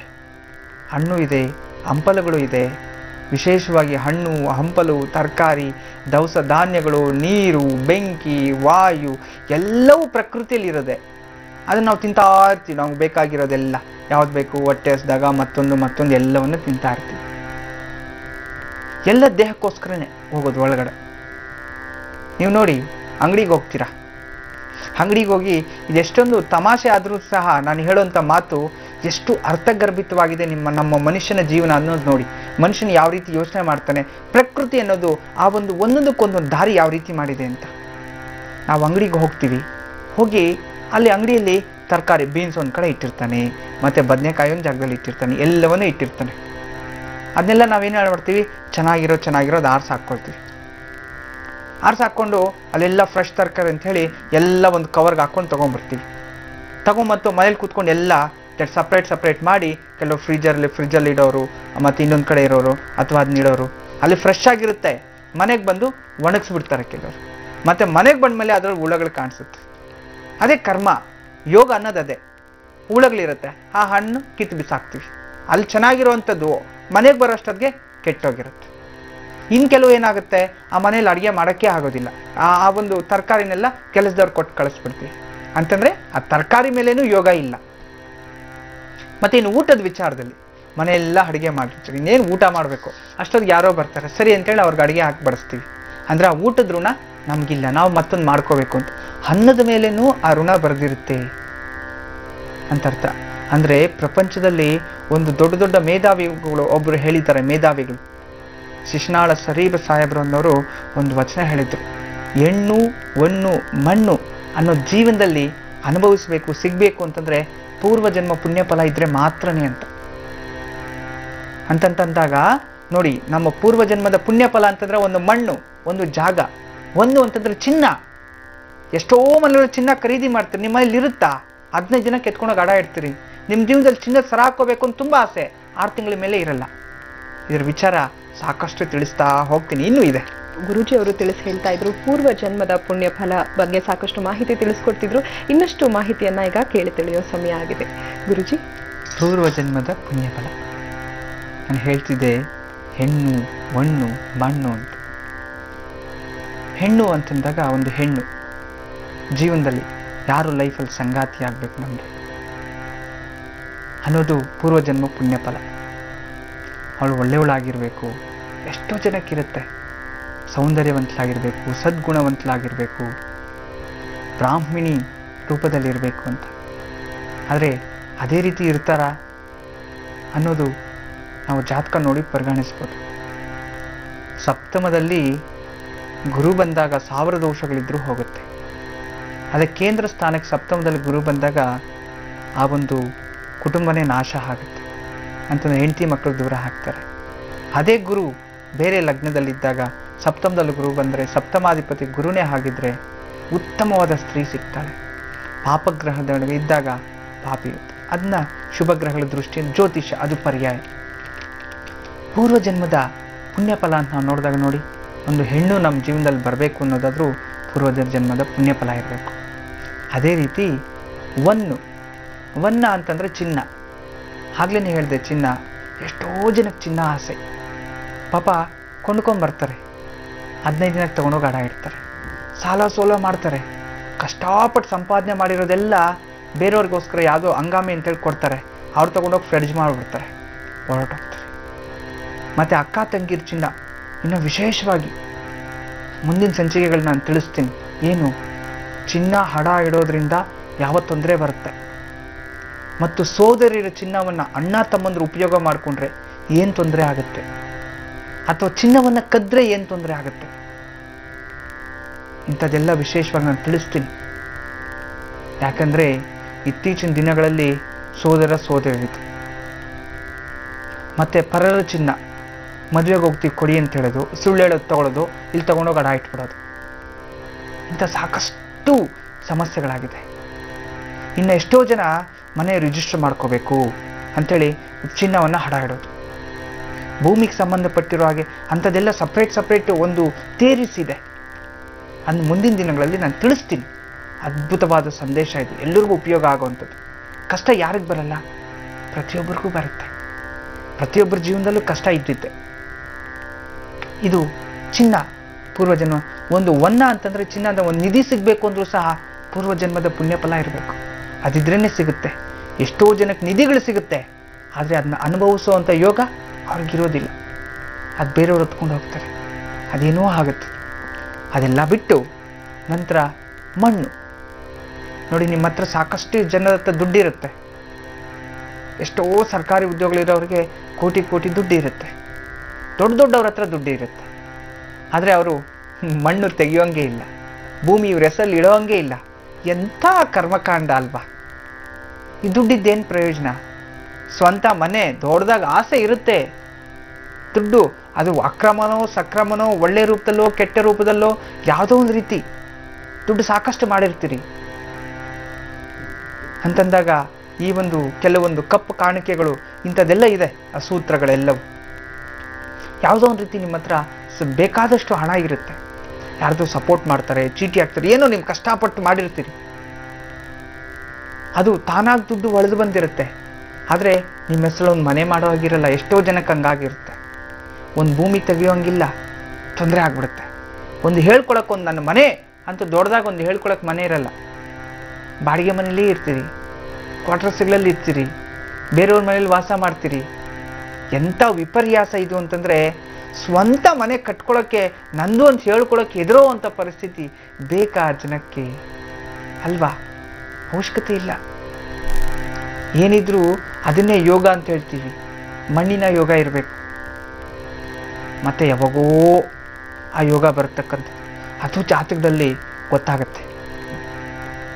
ಬುಧನ ಸ್ಥಾನ ಹೇಗಿದೆ, ಕುಜನ ಸ್ಥಾನ ಹೇಗಿದೆ, ಸುಖಸ್ಥಾನ ಚತುಸ್ಥಾನ ಹೇಗಿದೆ, ಭಾಗ್ಯಸ್ಥಾನ 9ನೇ ಮನೆ ಅಲ್ಲಿ ಯಾವ ಗ್ರಹಗಳು ಕೂತಿದೆ ಹೇಗಿದೆ, ನಮಗೆ ಭಾಗ್ಯ ಒಲ್ದಿದೆಯಾ, ಸುಖ ಇದೆಯಾ, ಭೂಮಿಯಿಂದ ನೆಮ್ಮದಿ ಇದೆಯಾ, ಆ ಭೂಮಿ ಕೊಂಡ್ಕೊಂಡಾಗ ಈ ಸಮಯದಲ್ಲಿ ನಮ್ಗೆ ಒಳ್ಳೇದಾಗುತ್ತಾ, ಎಲ್ಲವೂ ಪ್ರಶ್ನೆ ಶಾಸ್ತ್ರದಲ್ಲಿ ಗೊತ್ತಾಗುತ್ತೆ ಅಂತಂದಾಗ ಖಂಡಿತ ಕಂಡುಹಿಡಿಬೋದು. ಅದು ಹೆಣ್ಣು ಮಣ್ಣು.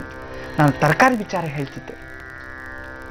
ನಾವೆಲ್ಲವನ್ನ ಅಂಗಡಿಯಿಂದ ಸಪ್ರೇಟ್ ಕೊಂಡ್ಕೊಂಬರ್ತೀವಿ, ಎಲ್ಲ ಇದು ಮಾಡ್ತೀವಿ, ಸಾರ ಅಡುಗೆ ಮಾಡ್ತೀವಿ, ಮತ್ತು ಸಪ್ರೇಟ್ ಮಾಡಿ ಕ್ಲೀನಾಗಿ ಒರೆಸಿ ತೊಳೆದು ಫ್ರಿಜ್ಜಲ್ಲಿ ಎಲ್ಲ ಒಂದೊಂದು ಸ್ಟೆಪ್ಪಲ್ಲಿ ಒಂದೊಂದು ಹಣ್ಣು ಎಲ್ಲ ಸಪ್ರೇಟ್ ಜೋಡಾಗಿ ಇಡಿಸ್ತೀವಿ.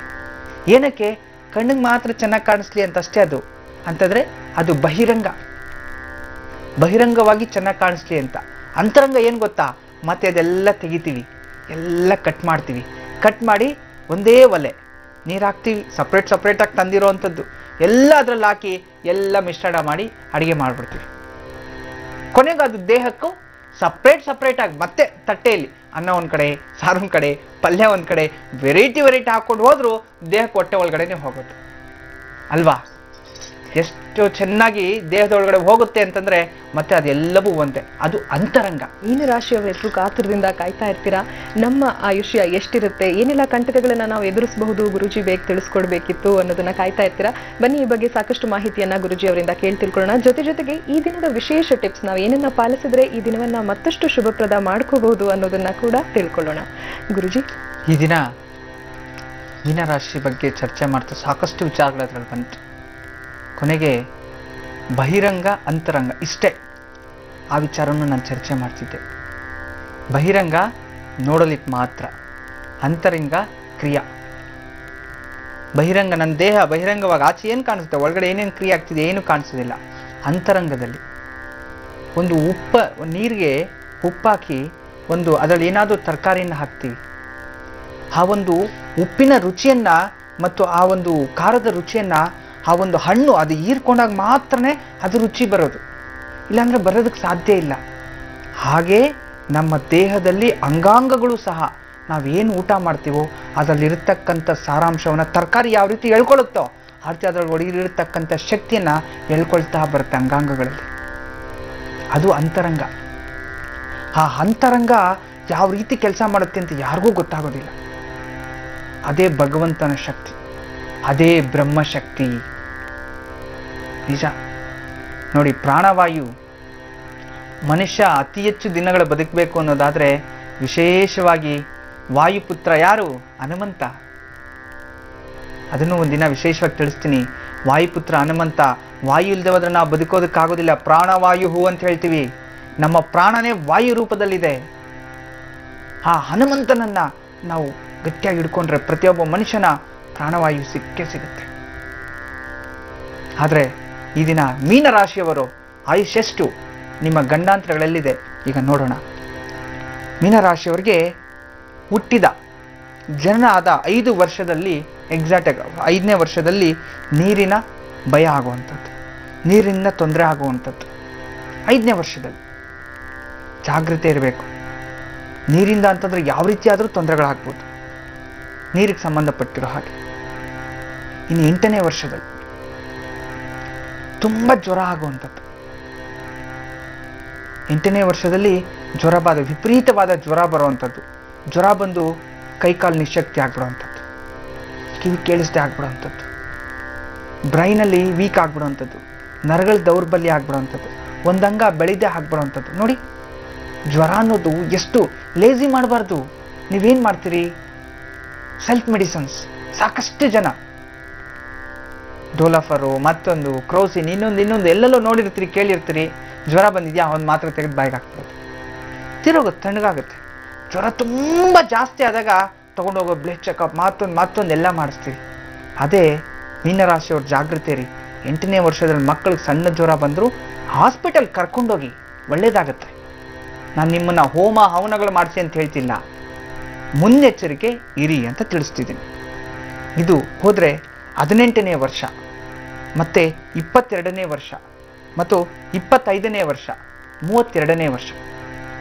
ಈ ಒಂದು ವರ್ಷದಲ್ಲಿ ದೇಹ ಪೀಡೆ ಅಂತಂದ್ರೆ ಯಾವ ರೀತಿ ದೇಹ ಪೀಡೆ ಆಗುತ್ತೆ? ಅಂಗಗಳ ಸಮಸ್ಯೆ ಆಗುವಂಥದ್ದು, ಗಾಡಿಯಲ್ಲಿ ಬಿದ್ದೋಗ್ಬಿಡೋದು, ಈ ಕಾಲ್ ಬ್ರೇಕ್ ಮಾಡ್ಕೊಳ್ಳೋಂಥದ್ದು. 18ನೇ ವರ್ಷ ಬಿದ್ದಿರೋ ಮತ್ತೆ ಎಕ್ಸಾಕ್ಟ್ 22ನೇ ವರ್ಷ ಆಗ್ತಾರೆ, ಅದೇ ಕೈ ಮುರ್ಕೊಳ್ತಾರೋ, ಅಥವಾ ಏನೋ ತೊಂದರೆ ಆಗುತ್ತೆ, ಅಥವಾ ದೇಹ ಪೀಡೆ ಅಂತಂದಾಗ ಅನಾರೋಗ್ಯ ಬರುವಂಥದ್ದು, ಅಥವಾ ಬೇರೆ ಎಲ್ಲೋ ಹೋಗಿ ತೊಂದರೆಗೆ ಸಿಕ್ಕಾಕೊಳ್ಳುವಂಥದ್ದು. 18ನೇ ವರ್ಷ, 12ನೇ ವರ್ಷ, 25, 32 ಅಂಗಗಳ ಪೀಡೆ, ದೇಹ ತೊಂದರೆ ಆಗುವಂಥದ್ದು. ವಿಷಪೂರಿತ ಜ್ವರ ಬರ್ಬೋದು, ಬರಬಾರ್ದು ರೋಗಗಳು ಬರ್ಬೋದು, ಅಡಿಕ್ಷನ್ಸ್ ಆಗ್ಬಿಟ್ಟು ತುಂಬ ವೀಕ್ ಆಗ್ಬಿಡುವಂಥದ್ದು. ಇಂಥ ದೇಹಕ್ಕೆ ಸಾಕಷ್ಟು ತೊಂದರೆಗಳಾಗುವಂಥದ್ದು. ಲೋ BP ಆಗುವಂಥದ್ದು, ಹೈ BP, ಸಣ್ಣ ವಯಸ್ಸಿನಲ್ಲಿ ಶುಗರ್ ಅಟ್ಯಾಕ್ ಆಗ್ಬಿಡುವಂಥದ್ದು. ಇಂಥದ್ದೆಲ್ಲ ದೇಹದ ಪೀಡೆ. ಇದು ಕಳೆದೋಯ್ತು ಅಂತಂದರೆ ವಿಶೇಷವಾಗಿ 51ನೇ ವರ್ಷ ಮತ್ತು 56ನೇ ವರ್ಷದಲ್ಲಿ ಸ್ವಲ್ಪ ಗುಪ್ತ ರೋಗ ಬಾಧೆ. ನೋಡಿ, ಗುಪ್ತ ರೋಗಗಳು ಅಂದರೆ ಯಾವ ರೀತಿ ನಮ್ಗೆ ಗೊತ್ತಿದೆಯಲ್ಲ, breast cancer, uterus cancers, HIV, ಇಂಥವೆಲ್ಲ ಗುಪ್ತ ರೋಗಗಳು. ಹೇಳ್ಕೊಳಕ್ಕಾಗೋದಿಲ್ಲ, ಬಹಿರಂಗವಾಗಿ ಕಾಣಿಸೋದು ಇಲ್ಲ. ಗುಪ್ತಾಂಗಗಳ ತೊಂದರೆ ಆಗುವಂಥದ್ದು, ಕಿಡ್ನಿ ರಿಲೇಟೆಡ್ ಈ ಡಯಾಲಿಸಿಸ್ ಆಗ್ಬಿಡುವಂಥದ್ದು, ಮತ್ತು ಕಿಡ್ನಿ ಇನ್ಫೆಕ್ಷನ್ಸ್ ಆಗ್ಬಿಡುವಂಥದ್ದು, ಕಿಡ್ನಿ ಡ್ಯಾಮೇಜ್ ಆಗ್ಬಿಡೋವಂಥದ್ದು. ಕಾಣಿಸೋದಿಲ್ಲ ಗುಪ್ತ ರೋಗಗಳು, ಬ್ರಹ್ಮ ಹತ್ಯೆ ದೋಷಗಳವೆಲ್ಲ. ಅಂಥದ್ದು ಸಮಸ್ಯೆಗೆ ಸಿಕ್ಕಾಕೊಂಡ್ಬಿಡೋದು. ಜಾಗ್ರತೆ ವಹಿಸ್ಬೇಕು ಆ ಒಂದು ಏಜಲ್ಲಿ. ಮತ್ತು ವಿಶೇಷವಾಗಿ ಇವೆಲ್ಲ ಕಳೆದೋಯ್ತು ಅಂತಂದರೆ ಎಕ್ಸಾಕ್ಟ್ ಮೇಜರ್ ಗಂಡಾಂತರ ನಿಮ್ಮ ಲೈಫಲ್ಲಿ, ತುಂಬ ದೊಡ್ಡ ಗಂಡಾಂತರ ಅಂತಂದರೆ 61ನೇ ವರ್ಷದಲ್ಲಿ. 61ನೇ ವರ್ಷ, 60ನೇ ವರ್ಷ ಕಂಪ್ಲೀಟ್ ಆಗಿ 61ನೇ ವರ್ಷ ಹೆಜ್ಜೆ ಇಟ್ಟಿದ ತಕ್ಷಣ 10 ತಿಂಗಳು ಕಳಿಬೇಕು. ಅಲ್ಲಿವರೆಗೂ ಮುನ್ಸೂಚನೆಗಳು ತೋರಿಸ್ತಾ ಇರುತ್ತೆ, ಅಥವಾ ಮುನ್ಸೂಚನೆಗಳು ತೋರಿಸದೆ ಹೋದ್ರೂ ಯಾವುದೋ ಒಂದು ರೀತಿ ಗಮನ ಇಟ್ಕೋಬೇಕು. 61 ಮುಗಿದು 10 ತಿಂಗಳು ಕಂಪ್ಲೀಟ್ ಆಗಿ ಎಕ್ಸಾಕ್ಟ್ 12 ದಿನಕ್ಕೆ 12ನೇ ದಿನ ಮರಣ ಯೋಗ, ಮರಣ ಪ್ರಾಪ್ತಿ, ಏನೋ ಒಂದು ಗಂಡಾಂತರ. ಹಾರ್ಟ್ ಅಟ್ಯಾಕು ಆಗ್ಬೋದು. ನಾನು ಆಗ್ಲೇನೆ ಹೇಳಿದೆ ಏನಂತ, ಜನನಕ್ಕೆ ಒಂದೇ ದಾರಿ ತಾಯಿ ಗರ್ಭ, ಮರಣಕ್ಕೆ 1000 ದಾರಿಗಳು.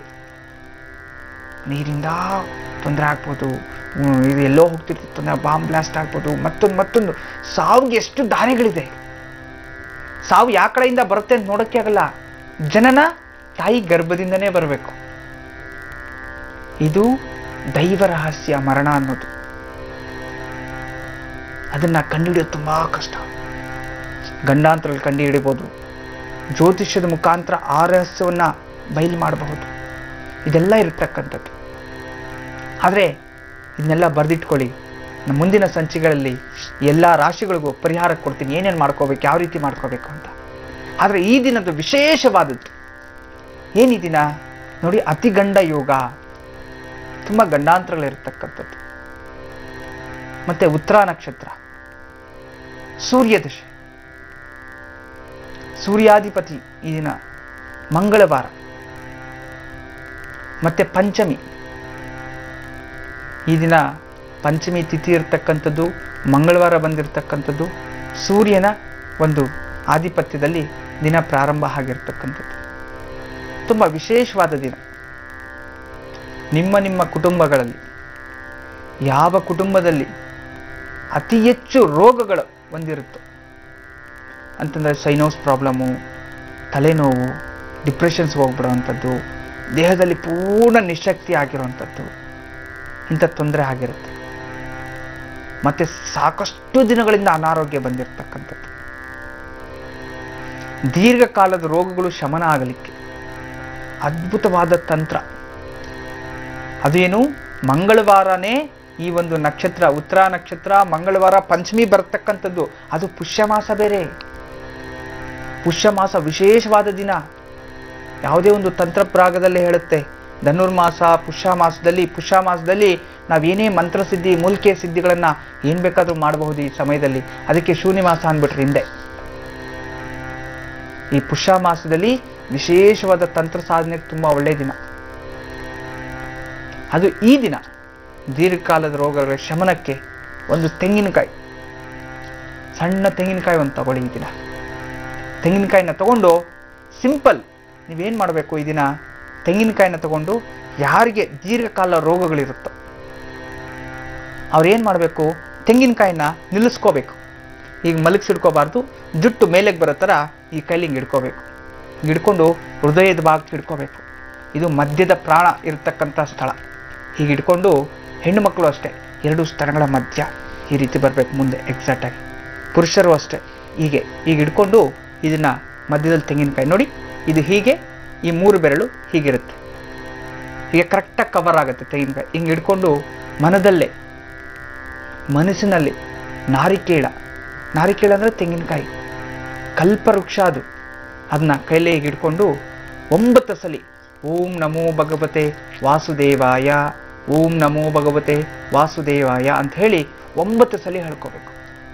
ಓಂ ನಮೋ ಭಗವತೆ ವಾಸುದೇವಾಯ 9 ಸಲಿ ಹೇಳ್ಕೊಂಡು ಆ ತೆಂಗಿನಕಾಯಿನ ನಿಮಗೆ ನೀವೇ ಇಳೆ ತಗೊಂಡು ಈ ದಿನ ಸಾಯಂಕಾಲ ಮಾಡಿ ದೇವ್ರ ಮೇಲೆ ಇಟ್ಬಿಡಿ.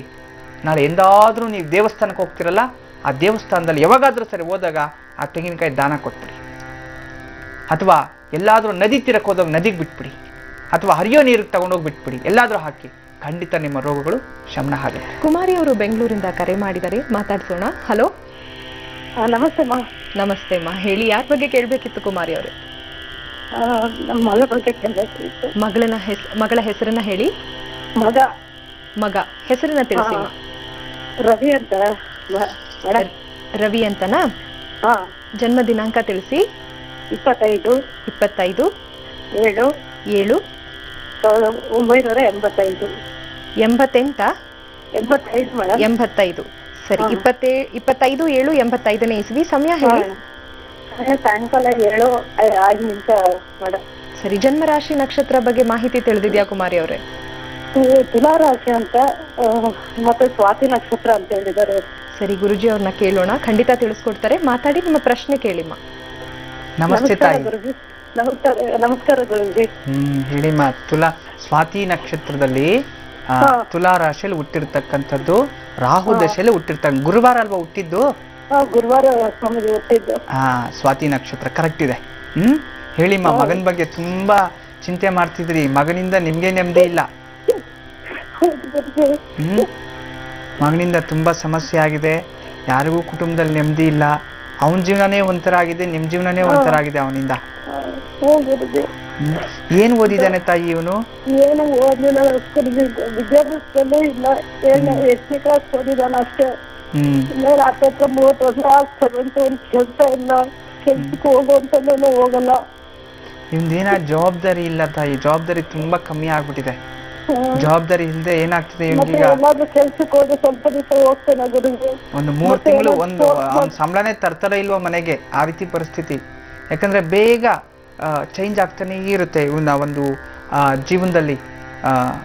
ಪರಿಪೂರ್ಣವಾದ ಒಂದು ಕೆಲಸವನ್ನು ಮಾಡಬೇಕು, ನನ್ನ ಕುಟುಂಬವನ್ನು ನೋಡ್ಕೋಬೇಕು ಅನ್ನೋ ಜವಾಬ್ದಾರಿ ತುಂಬಾ ಕಮ್ಮಿ.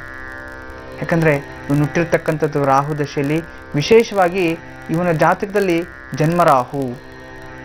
ಜನ್ಮರಾಹು ಅಂತಂದಾಗ ಹುಟ್ಟಿರ್ಬೇಕಾದ್ರೆ ಲಗ್ನದಲ್ಲೇ ರಾಹು ಇರ್ತಕ್ಕಂಥದ್ದು. ಈ ರೀತಿ ಆಗ್ಬಿಟ್ಟಿದೆ. ಏನಾಗಿದೆ ಅಷ್ಟೇ ಅಲ್ಲ, ಇವನು ಹುಟ್ಟಿರ್ತಕ್ಕಂಥದ್ದು ವಿಶೇಷವಾಗಿ ಲಗ್ನದಲ್ಲಿ, ಇವನ ಜಾತಕದಲ್ಲಿ ನೋಡಿ ಚಂದ್ರ ಕೇತು ಜೊತೆಲಿ ಶನಿ ಇರತಕ್ಕಂಥದ್ದು, ಲಗ್ನದಲ್ಲೇ ಕೂತಿದ್ದಾನೆ. ಎಕ್ಸಾಕ್ಟ್ ಸಪ್ತಮದಲ್ಲಿ ತುಂಬಾ ಸ್ಟ್ರಾಂಗ್ ಆಗಿ ರಾಹು ಕೂತಿದ್ದಾನೆ. ಅಂದ್ರೆ ಧೈರ್ಯ ಇದೆ, ಆದ್ರೆ ಸೋಂಬೇರಿತನ. ಇವನೊಂಥರ ಊರ್ಗುಪ್ಕಾರಿ, ಮನೆಗೆ ಮಾರಿ ಆಗ್ಬಿಟ್ಟಿದ್ದಾನೆ. ಹೊರಗಡೆ ಸ್ನೇಹಿತರು, ಹಾಳಾದ ಸ್ನೇಹಿತರು, ಕೆಟ್ಟೋಗೋದಕ್ಕೆ ಎಷ್ಟು ದಾರಿಗಳಿದೆಯೋ ಅಷ್ಟನ್ನ ಅವನು ನೋಡ್ಬಿಟ್ಟಿದ್ದಾನೆ. ನೊಂದ್ಕೋಬೇಡ ತಾಯಿ, ಖಂಡಿತ ಒಳ್ಳೇದಾಗತ್ತೆ, ಚಿಂತೆ ಮಾಡಬೇಡಿ. ಕರೆ ಮಾಡಿದ್ರಲ್ಲ, ನೋಡ ರಮಲಶಾಸ್ತ್ರದಲ್ಲಿ ಏನಾದ್ರೂ ಪರಿಹಾರ ಸಿಗುತ್ತೆ ಅಂತ. ನೋಡಿಮ್ಮ, ಸಪ್ತಮ ಸ್ಥಾನ ನೋಡ್ತಿದ್ದೆ ತಾಯಿ. ಮದ್ವೆ ಆಯ್ತಮ್ಮ ಇವ್ರಿಗೆ? ಇಲ್ಲ ಸ್ವಾಮೀಜಿ, ಮಾಡಿಲ್ಲ. ಮದ್ವೆ ಮಾಡಿ ಏನ್ ಮಾಡೋಣ ಗುರುಜಿ? ಅವ್ನ ಕಾಲ ಮೇಲೆ ಅವ್ನು ನಿಂತ್ಕೊಡಕ್ಕೆ ಇಲ್ಲ. ಮದ್ವೆ ಮಾಡಿ ಏನ್ ಮಾಡೋಣ ಗುರುಜಿ? ಬೇರೆ ಏನಾದ್ರೂ ಸ್ವಂತ ಕೆಲಸ ಏನಾದ್ರು ಮಾಡ್ತಾನಂತ? ಏನು ಇಲ್ಲ ಸ್ವಾಮೀಜಿ, ಏನ್ರಲ್ಲೂ ಆಸಕ್ತಿ ಇಲ್ಲ. ನಾವು ಎಷ್ಟೋ ಮಾಡ್ಬಿಟ್ವಿ, ಏನಕ್ಕೂ ಉಪಯೋಗ ಇಲ್ಲ ಸ್ವಾಮೀಜಿ. ತಂದೆ ಇದ್ದಾರೆ ಸ್ವಾಮೀಜಿ. ಏನ್ ಕೆಲಸ ಮಾಡ್ತಾರೆ ತಾಯಿ? ಅವ್ರ ಮೆಕ್ಯಾನಿಕ್ ಕೆಲಸ ಮಾಡ್ತಾರೆ ಸ್ವಾಮೀಜಿ. ಅವ್ರು ಇನ್ನೂ ಕೆಲಸದಲ್ಲೇ ಇದ್ದಾರೆ. ದೊಡ್ಡವನು ಮಾಡಿ ಅವನ ಕಾಲ ಮೇಲೆ ಅವ್ನು ನಿಂತಿದ್ದಾನೆ. ಇವನು ಎಷ್ಟನೇ ಮಗ ನಿಮ್ಗೆ? 2ನೇ ಮಗ. ಕೊನೆ ಮಗನ ಇವನೇನಾ? ಕೊನೆ ಮಗನೂ ಇವನೇ. ಓಕೆ ತಾಯಿ, ಚಿಂತೆ ಮಾಡಬೇಡಿ. ಮತ್ತೆ ಇನ್ನೊಂದು ವಿಚಾರ ಹೇಳ್ತೀನಿ, ಸ್ವಲ್ಪ ಜಾಗ್ರತೆ ವಹಿಸ್ಕೊಳಕ್ ಹೇಳಿ. ಸ್ನೇಹಿತರಿಂದ ಸ್ವಲ್ಪ ಬಂಧನ ಯೋಗ. ಇಲ್ಲ ಗುರುಜಿ, ಸ್ನೇಹಿತರ ಜೊತೆನೂ ಹೋಗಲ್ಲ, ಮನೆ ಬಿಟ್ಟು ಸ್ನೇಹಿತರಿಂದ ಬಂಧನ ಯೋಗ ಅಂತಿದೆ. ಇಲ್ಲ, ಮನೆಯಲ್ಲೇ ಇರ್ತಾನೆ ಗುರುಜಿ. ಎಲ್ಲೂ ಹೊರಗಡೆ ಒಂದು ಫ್ರೆಂಡ್ ಅಂತ ಇಲ್ಲ ಅವ್ರಿಗೆ. ಮನೇಲಿ ಹೆಣ್ಮಗು ಇರಲ್ವಾ, ಹಂಗಿರ್ತಾನೆ ಮನೆಯಲ್ಲೇ. ಹಾಗಿದ್ರೆ ಇವನು ಡಿಪ್ರೆಷನ್ಗೆ ಹೋಗಿದ್ದಾನಮ್ಮ. ಯಾಕಂದ್ರೆ ಜಾತಕಕ್ಕೂ ನೀವು ಹೇಳೋದಕ್ಕೂ ಸಾಕಷ್ಟು ಡಿಫ್ರೆನ್ಸ್ ಆಗ್ತಿದೆ. ಜಾತಕದಲ್ಲಿ ಏನಾಗ್ತಿದೆ, ಇವನು ಸ್ನೇಹಿತರಿಂದಾನೆ 12ನೇ ಮನೆಯಲ್ಲಿ ಇರ್ತಕ್ಕಂಥ ಪಾಪಗ್ರಹಗಳಿಂದ ಸ್ನೇಹಿತರಿಂದ ಕೋರ್ಟು ಕಚೇರಿಗೆ ಹೋಗ್ತೇನೆ ಅಂತಿದೆ. ಮೊದ್ಲೇನಾದ್ರೂ ಯಾವ್ದಾದ್ರು ಗಲಾಟೆಗಳು ಮಾಡ್ಕೊಂಡು ಏನಾದ್ರು ಬಂದಿದ್ನಾ? ಇಲ್ಲ ಗುರುಜಿ, ಅಂತದ್ದೇನಿಲ್ಲ. ಆದ್ರೆ ಕೆಲ್ಸಕ್ಕೆ ಹೋಗಲ್ಲ ಅಂದ್ಬಿಟ್ಟು ಫೋರ್ಸ್ ಮಾಡಿದಾಗ ಬಿಟ್ಟು ಹೋಗಿದ್ದಾನೆ ಅಷ್ಟೇ. ಕೋರ್ಟ್ ಕಚೇರಿದೇನೂ ಇಲ್ಲ ಗುರುಜಿ. ಸ್ವಲ್ಪ ಎಚ್ಚರಿಕೆನೆ ಇರ್ಲಿ. ಈ ವಿಚಾರದಲ್ಲಿ ಮನ್ಸಲ್ಲಿ ಇಟ್ಕೊಂಡಿರಿ. ಇದ್ರ ಬಗ್ಗೆ ತುಂಬಾ ಜಾಗ್ರತೆ ವಹಿಸಿ. ಯಾಕಂದ್ರೆ ಗಂಡಾಂತರ ಯಾವತ್ತೂ ಮಿಸ್ ಆಗಲ್ಲ. ಯಾವುದೋ ಒಂದು ರೀತಿ ನಮ್ಮ ಹತ್ರ ಹುಡ್ಕೊಂಡ್ ಬರಬಹುದು. ಆದ್ರೆ ರಮಲಶಾಸ್ತ್ರದ ಪ್ರಕಾರ ನೋಡಿ, ಜನ್ಮಜಾತಕದಲ್ಲಿ 3 ಮತ್ತು 4 ಸಪ್ತಮ ಸ್ಥಾನ ಮತ್ತು ಚತುಸ್ಥಾನವನ್ನ ತೋರಿಸ್ತಾ ಇರ್ತಕ್ಕಂಥ. ಚತುಸ್ಥಾನ ಅಂತಂದಾಗ ಕುಲದೈವ ಸುಖಸ್ಥಾನದಲ್ಲಿ 3ನೇ ಗ್ರಹ ಕುಜ ಕೂತಿರ್ತಕ್ಕಂಥದ್ದು. ಜಾತಕದಲ್ಲಿ ಕುಜನ ಒಂದು ಪ್ರಭಾವನೆ ಇರತಕ್ಕಂಥದ್ದು, ವಿಶೇಷವಾಗಿ ಇನ್ನು ಕುಲದೈವ ಶಾಪ ಇರತಕ್ಕಂಥದ್ದು. ನಿಮ್ಮ ಮನೆ ದೇವರ ದೇವಸ್ಥಾನಕ್ಕೆ ಕರ್ಕೊಂಡೋಗಿ ಅಲ್ಲಿ ಒಂದಿನ ತಣ್ಣೀರು ಸ್ನಾನ ಮಾಡಿಸಿ ದೇವಸ್ಥಾನದ ಉರುಳು ಸೇವೆಯನ್ನು ಮಾಡಿಸಿ ಒಂದು 18 ತೆಂಗಿನಕಾಯಿಯನ್ನು ಆ ದೇವಸ್ಥಾನಕ್ಕೆ ದಾನ ಕೊಡಿಸಿ. ಆ ರೀತಿ ಮಾಡಿ 3 ಜನರ ಮುತ್ತೈದರ ಪಾದ ಸ್ಪರ್ಶವನ್ನು ಮಾಡಿಸಿ. ಜಾತಕದಲ್ಲಿರ್ತಕ್ಕಂಥ ಕುಲದೈವ ಶಾಪ, ಗ್ರಹ ದೋಷ ಹೋಗುತ್ತೆ. ನಂತರ ಆ ಡಿಪ್ರೆಷನಿಂದನೂ ಆಚೆಗೆ ಬರ್ತಾನೆ ಆ ಹುಡುಗನ. ಆದರೆ ನೀವು ಹೇಳೋ ಪ್ರಕಾರ ಮನೆ ಬಿಟ್ಟೇ ಹೋಗಲ್ಲ ಅಂತ ಹೇಳ್ತಿದ್ರಿ, ಮನೆಯಲ್ಲೇ ಸದಾ ಇರ್ತಾನೆ ಅಂತ ಹೇಳ್ತಿದ್ರಿ, ಅಂದರೆ ಸೋಂಬೇರಿ ಆಗಿದ್ದಾನ ಇವನು ಅಂತ ಹೇಳಿ ಈಗ ಡೌಟ್ ಬರ್ತಿದೆ. ಅಂದರೆ ಜವಾಬ್ದಾರಿ ಕಮ್ಮಿ ಎಷ್ಟೋ ಜನದ ಮಕ್ಕಳಲ್ಲಿ ಇರುತ್ತೆ. ಏನಂತ, ಒಂದು ಮನೆಯಿಂದ ಹೊರಗಡೆ ಹೋಗಿ ಕೆಡುವಂಥ ಸ್ವಭಾವ, ಇನ್ನು ಮನೆಯಲ್ಲೇ ಇದ್ದು ಕೆಡುವಂಥ ಸ್ವಭಾವ. ಇದರಲ್ಲಿ 2ನೇ ಥರದ ವ್ಯಕ್ತಿಗಳು ಇವರು. ಎಷ್ಟೋ ಕುಟುಂಬದಲ್ಲಿ ಸ್ನೇಹಿತರನ್ನ ಜೊತೆ ಇಟ್ಕೊಂಡ್ರೆ ಕೆಟ್ಟೋಗ್ತಿದ್ದಾನೆ ಅಂಥೇಳಿ ಎಷ್ಟೋ ಜನ ತಾಯಂದರು ನೋವನ್ನು ಹೇಳ್ಕೊತಾರೆ. ಆದರೆ ಇವನು ತದ್ವಿರುದ್ಧ. ಅದಕ್ಕೆ ಮನೆಯಲ್ಲೇ ಇದ್ದಾನೆ, ಯಾವುದೂ ಜವಾಬ್ದಾರಿ ತಗೊಳ್ತಿಲ್ಲ, ಕೋಪ ಜಾಸ್ತಿ, ಕುಣಿದಾಡ್ತಾನೆ. ಇದರಿಂದ ನೀನಿಷ್ಟು ಮಾತ್ರ ಮಾಡ್ತಾಯಿ, ಒಳ್ಳೇದಾಗಲಿ ಅಮ್ಮ, ನಮಸ್ತೆ. ವೀಕ್ಷಕರೇ, ಈಗ ಒಂದಷ್ಟು ಪತ್ರಗಳತ್ತ ಗಮನ ಹರಿಸೋಣ. ಮಲ್ಲಿಕಾರ್ಜುನ್ ಅವರು ರಾಯಚೂರಿನಿಂದ ಪತ್ರ ಬರೆದಿದ್ದಾರೆ. ಗುರುಜಿ, ಸಾಕಷ್ಟು ಸಮಸ್ಯೆಯಿಂದ ನೊಂದು ಪತ್ರವನ್ನು ಬರೆದಿದ್ದಾರೆ. ಗುರುಜಿ, ಹುಟ್ಟಿದ ದಿನಾಂಕವನ್ನು ಸೂಚಿಸಿದ್ದಾರೆ 3/4/59 ಇಸವಿ ಅಂತ. ಬ್ಯಾಂಕ್ ಲೋನ್ ತಗೊಂಡು ಒಂದು 2007ನೇ ಇಸವಿಯಲ್ಲಿ ಮನೆ ಕಟ್ಟಿಸಬೇಕು ಅಂತ ಮುಂದಾದೆ. 2010ನೇ ಇಸವಿಯಲ್ಲಿ ಅಚಾನಕ್ ಆಗಿ ತಮ್ಮ ತೀರ್ಕೊಂಡಿದ್ದಾನೆ ಅಂತ ಹೇಳಿದ್ರು. ಇದಾದ 1 ವರ್ಷದೊಳಗೆ ತಂಗಿ ಮದುವೆ ಮಾಡಿದ್ದಾರೆ. ಅದಾದ 1 ವರ್ಷ ಅಂದರೆ 10 ತಿಂಗಳ ಸುಮಾರಿನಲ್ಲಿ ಆಸ್ಪಾಸ್ನಲ್ಲಿ 2ನೇ ತಮ್ಮನ ಮದುವೆ ಮಾಡಿದ್ದಾರೆ. ಮದುವೆ ಆದ 1 ವರ್ಷ 3 ತಿಂಗಳಲ್ಲಿ 2ನೇ ತಮ್ಮ ಕೂಡ ತೀರ್ಕೊಂಡಿದ್ದಾನಂತೆ. ಸಣ್ಣ ತಂಗಿಗೂ ಕೂಡ ಆರೋಗ್ಯದ ಸಮಸ್ಯೆ ಇದೆ. ಇನ್ನು ಮನೆ ಮಾತ್ರ ಕಟ್ಟಕ್ಕೆ ಈವರೆಗೂ ಆಗ್ತಾ ಇಲ್ಲ. ಕಟ್ಟಿರುವಂಥ ಮನೆಯನ್ನು ಬಿಟ್ಟು ಈಗ ಬಾಡಿಗೆ ಮನೇಲಿರುವಂಥ ಪರಿಸ್ಥಿತಿ ಇದೆ. ಸಾಲದ ಸಮಸ್ಯೆ ಇದೆ. ಏನು ಮಾಡಬೇಕು ಗುರುಜಿ, ದಯವಿಟ್ಟು ಒಂದು ದಾರಿ ತಿಳಿಸಿ ಅಂತ ಕೇಳ್ತಾ ಇದ್ದಾರೆ. ಶ್ರೀನಾರಾಯಣ ಸಮರ್ಪಣೆ. ಜೈ ಮಹಾಕಾಳಿ. ಪೂರ್ವ ಪುಣ್ಯಸ್ಥಾನ, ಪಂಚಮ ಸ್ಥಾನ, ತೃತೀಯ ಗ್ರಹ ದ್ವಿತೀಯದಲ್ಲಿ, ಕುಟುಂಬಾಧಿಪತಿ ದ್ವಿತೀಯದಲ್ಲಿ, ಲಾಭಸ್ಥಾನದಲ್ಲಿದ್ದಾನೆ. ಆದರೆ ಕುಟುಂಬಾಧಿಪತಿ ಅಲ್ಲಿರ್ಬೇಕಾಗಿರ್ತಕ್ಕಂಥವನು ದುಸ್ಥಾನದಲ್ಲಿ ಕೂತಿರ್ತಕ್ಕಂಥದ್ದು. ಮತ್ತು 2ನೇದಾಗಿ, ಯಾರಿಗೇ ಆಗಲಿ ತಿಳ್ಕೊಳ್ಳಿ, ಯಾರಾದರೂ ಒಂದು ವ್ಯಕ್ತಿ ತೀರಿದಾಗ, ಅದನ್ನು ಯಾವ ಸಮಯದಲ್ಲಿ ತೀರ್ಕೊಂಡು ಲಗ್ನ, ಆ ಲಗ್ನಾಧಿಪತಿ 6ನೇ ಮನೆಯವನು ಆಗಿದ್ದಾಗ, ಅಥವಾ ಲಗ್ನಾಧಿಪತಿ 6ನೇ ಮನೆಯಲ್ಲಿದ್ದಾಗ, ಮತ್ತು ಜೊತೆಯಲ್ಲಿ ತೃತೀಯ ಸ್ಥಾನಾಧಿಪತಿ ಜೊತೆಯಲ್ಲಿದ್ದ 6ನೇ ಮನೆಯಲ್ಲಿದ್ದಾಗ ಕುಟುಂಬಸ್ಥರು ಒಬ್ಬೊಬ್ಬರೇ ತೀರ್ಕೊಳ್ತಾರೆ. ತೊಂದರೆ ಆಗುತ್ತೆ, ಅನಾರೋಗ್ಯ ಭಾರಿ ಬರುತ್ತೆ ಅಂತ. ಕೆಲವೊಂದು ನಕ್ಷತ್ರಗಳಿದೆ. ಆ ನಕ್ಷತ್ರಗಳಲ್ಲಿ ತೀರ್ಕೊಂಡಾಗ ಮತ್ತೊಮ್ಮೆ ಇಷ್ಟು ವರ್ಷಕ್ಕೆ ತೀರ್ಕೊಳ್ತಾರೆ, ಇಷ್ಟೇ ವರ್ಷದಲ್ಲಿ ತೀರ್ಕೊಳ್ತಾರೆ, ಇಂಥ ನಕ್ಷತ್ರ ಬಂದಾಗ ಇಂಥ ದಿನಗಳಿಗೆ ತೊಂದರೆ ಆಗುತ್ತೆ ಅಂತ. ಅದರಿಂದ ಸ್ವಲ್ಪ ಜಾಗೃತಿ ವಹಿಸ್ಬೇಕು. ಅದರಿಂದನೇ ಕಂಟಿನ್ಯೂಸ್ ಆಗಿ ನೋಡಿ, ನಿಮ್ಮಲ್ಲಿ ಮರಣಾಂತರಗಳು ಸಾಕಷ್ಟನ್ನ ನೋಡ್ಬಿಟ್ರಿ. ಆದರೆ ಈ ಕೊನೆಯವರೆಗೂ ಸಹ ಅನಾರೋಗ್ಯ ಅಂತ ಬೇರೆ ಹೇಳ್ತಿದ್ರು. ತುಂಬ ಬೇಜಾರಾಗಿದೆ ನಿಮಗೂ. ಸ್ವಂತ ಮನೆ ಬಿಟ್ಟು ಬಾಡಿಗೆ ಮನೆಯಲ್ಲಿರ್ತಕ್ಕಂಥದ್ದು. ಈ ಜನ್ಮಜಾತಕದ ಪ್ರಕಾರ ಅತಿ ಹೆಚ್ಚಾಗಿ ಚಂದ್ರಮೌಳೇಶ್ವರನ ಆರಾಧನೆ ಮಾಡಬೇಕು. ಚಂದ್ರನ ಒಂದು ಸಮಯದಲ್ಲಿ, ಚಂದ್ರ ಹುಟ್ಟಿದ ನಂತರ ಕೃಷ್ಣ ಪಕ್ಷದಿಂದ ಶುಕ್ಲದ ಪಕ್ಷದ ತನಕ ವೃದ್ಧಿ ಚಂದ್ರ ಶುಕ್ಲ ಪಕ್ಷದಲ್ಲಿ, ಅಂದರೆ ಅಮಾವಾಸ್ಯೆಯ ಮಾರನೇ ದಿನದಿಂದ ಪ್ರತಿದಿನ ಸಾಯಂಕಾಲ ಸಣ್ಣದೊಂದು ಶಿವಲಿಂಗ ಕೈಲಿಂಗ ಇಟ್ಕೊಳ್ಳಿ. ಹೀಗಿಟ್ಕೊಂಡು ಓಂ ನಮಃ ಶಿವಾಯ, ಓಂ ನಮಃ ಶಿವಾಯ ಅಂತ ಹೇಳಿ ಪ್ರಾರ್ಥನೆ ಮಾಡ್ಕೊಳ್ಳಿ. ಒಂದು 11 ಸಲ ತೆಗೆದು ದೇವ್ರ ಮೇಲಿಡಿ. ಅದಕ್ಕೆ ಗಂಧ ಹಚ್ಚಿ ಬಿಲ್ವಾರ್ಚನೆ ಮಾಡಿಸಿ. ಸಾಯಂಕಾಲ ಅಂತಂದರೆ ಒಂದು 7ರಿಂದ 8 ಗಂಟೆ ಮಧ್ಯದಲ್ಲಿ ಈ ಒಂದು ವೃದ್ಧಿ ಚಂದ್ರದಲ್ಲಿ ಇರಬೇಕಾದ್ರೆ ಆರತಿ ಪ್ರತಿ ತಿಂಗಳು 15 ದಿನ ಮಾಡ್ತಾ ಬನ್ನಿ. ಒಂದು 3 ತಿಂಗಳ ಕಾಲ ಮಾಡಿ. ಖಂಡಿತ ನಿಮ್ಮ ಸಕಲ ಸಮಸ್ಯೆಗಳು ದೂರ ಆಗುತ್ತೆ. ಒಳ್ಳೇದಾಗ್ಲಿ. ನಮಸ್ತೆ. ಸುಧಾಕರ್ ಅವರು ಲೈನಲ್ಲಿದ್ದಾರೆ, ಬನ್ನಿ ಮಾತಾಡ್ಸೋಣ. ಹಲೋ. హలో నమస్తే. నమస్కారం అండి. మా తెలుగులో కూడా మాట్లాడొచ్చండి? మాట్లాడొచ్చు, మాట్లాడి. గురుజీ ಅವರಿದ್ದಾರೆ, ಖಂಡಿತ ನಿಮ್ಮ ಒಂದು ಸಮಸ್ಯೆಗೆ ಪರಿಹಾರವನ್ನ ಸೂಚಿಸ್ತಾರೆ. You comfortable in English sir? Telugu అయితే బాగుంటుందండి. ఓకే, ఎవరి గురించి? నా గురించి. సుధాకర్. డేట్ ఆఫ్ బర్త్ చెప్పండి. 21 ఏప్రిల్ 60 అండి. 68. 60. టైం చెప్పండి సార్. టైం 6 గంటల 3 నిమిషాలండి. సాయంత్రమా?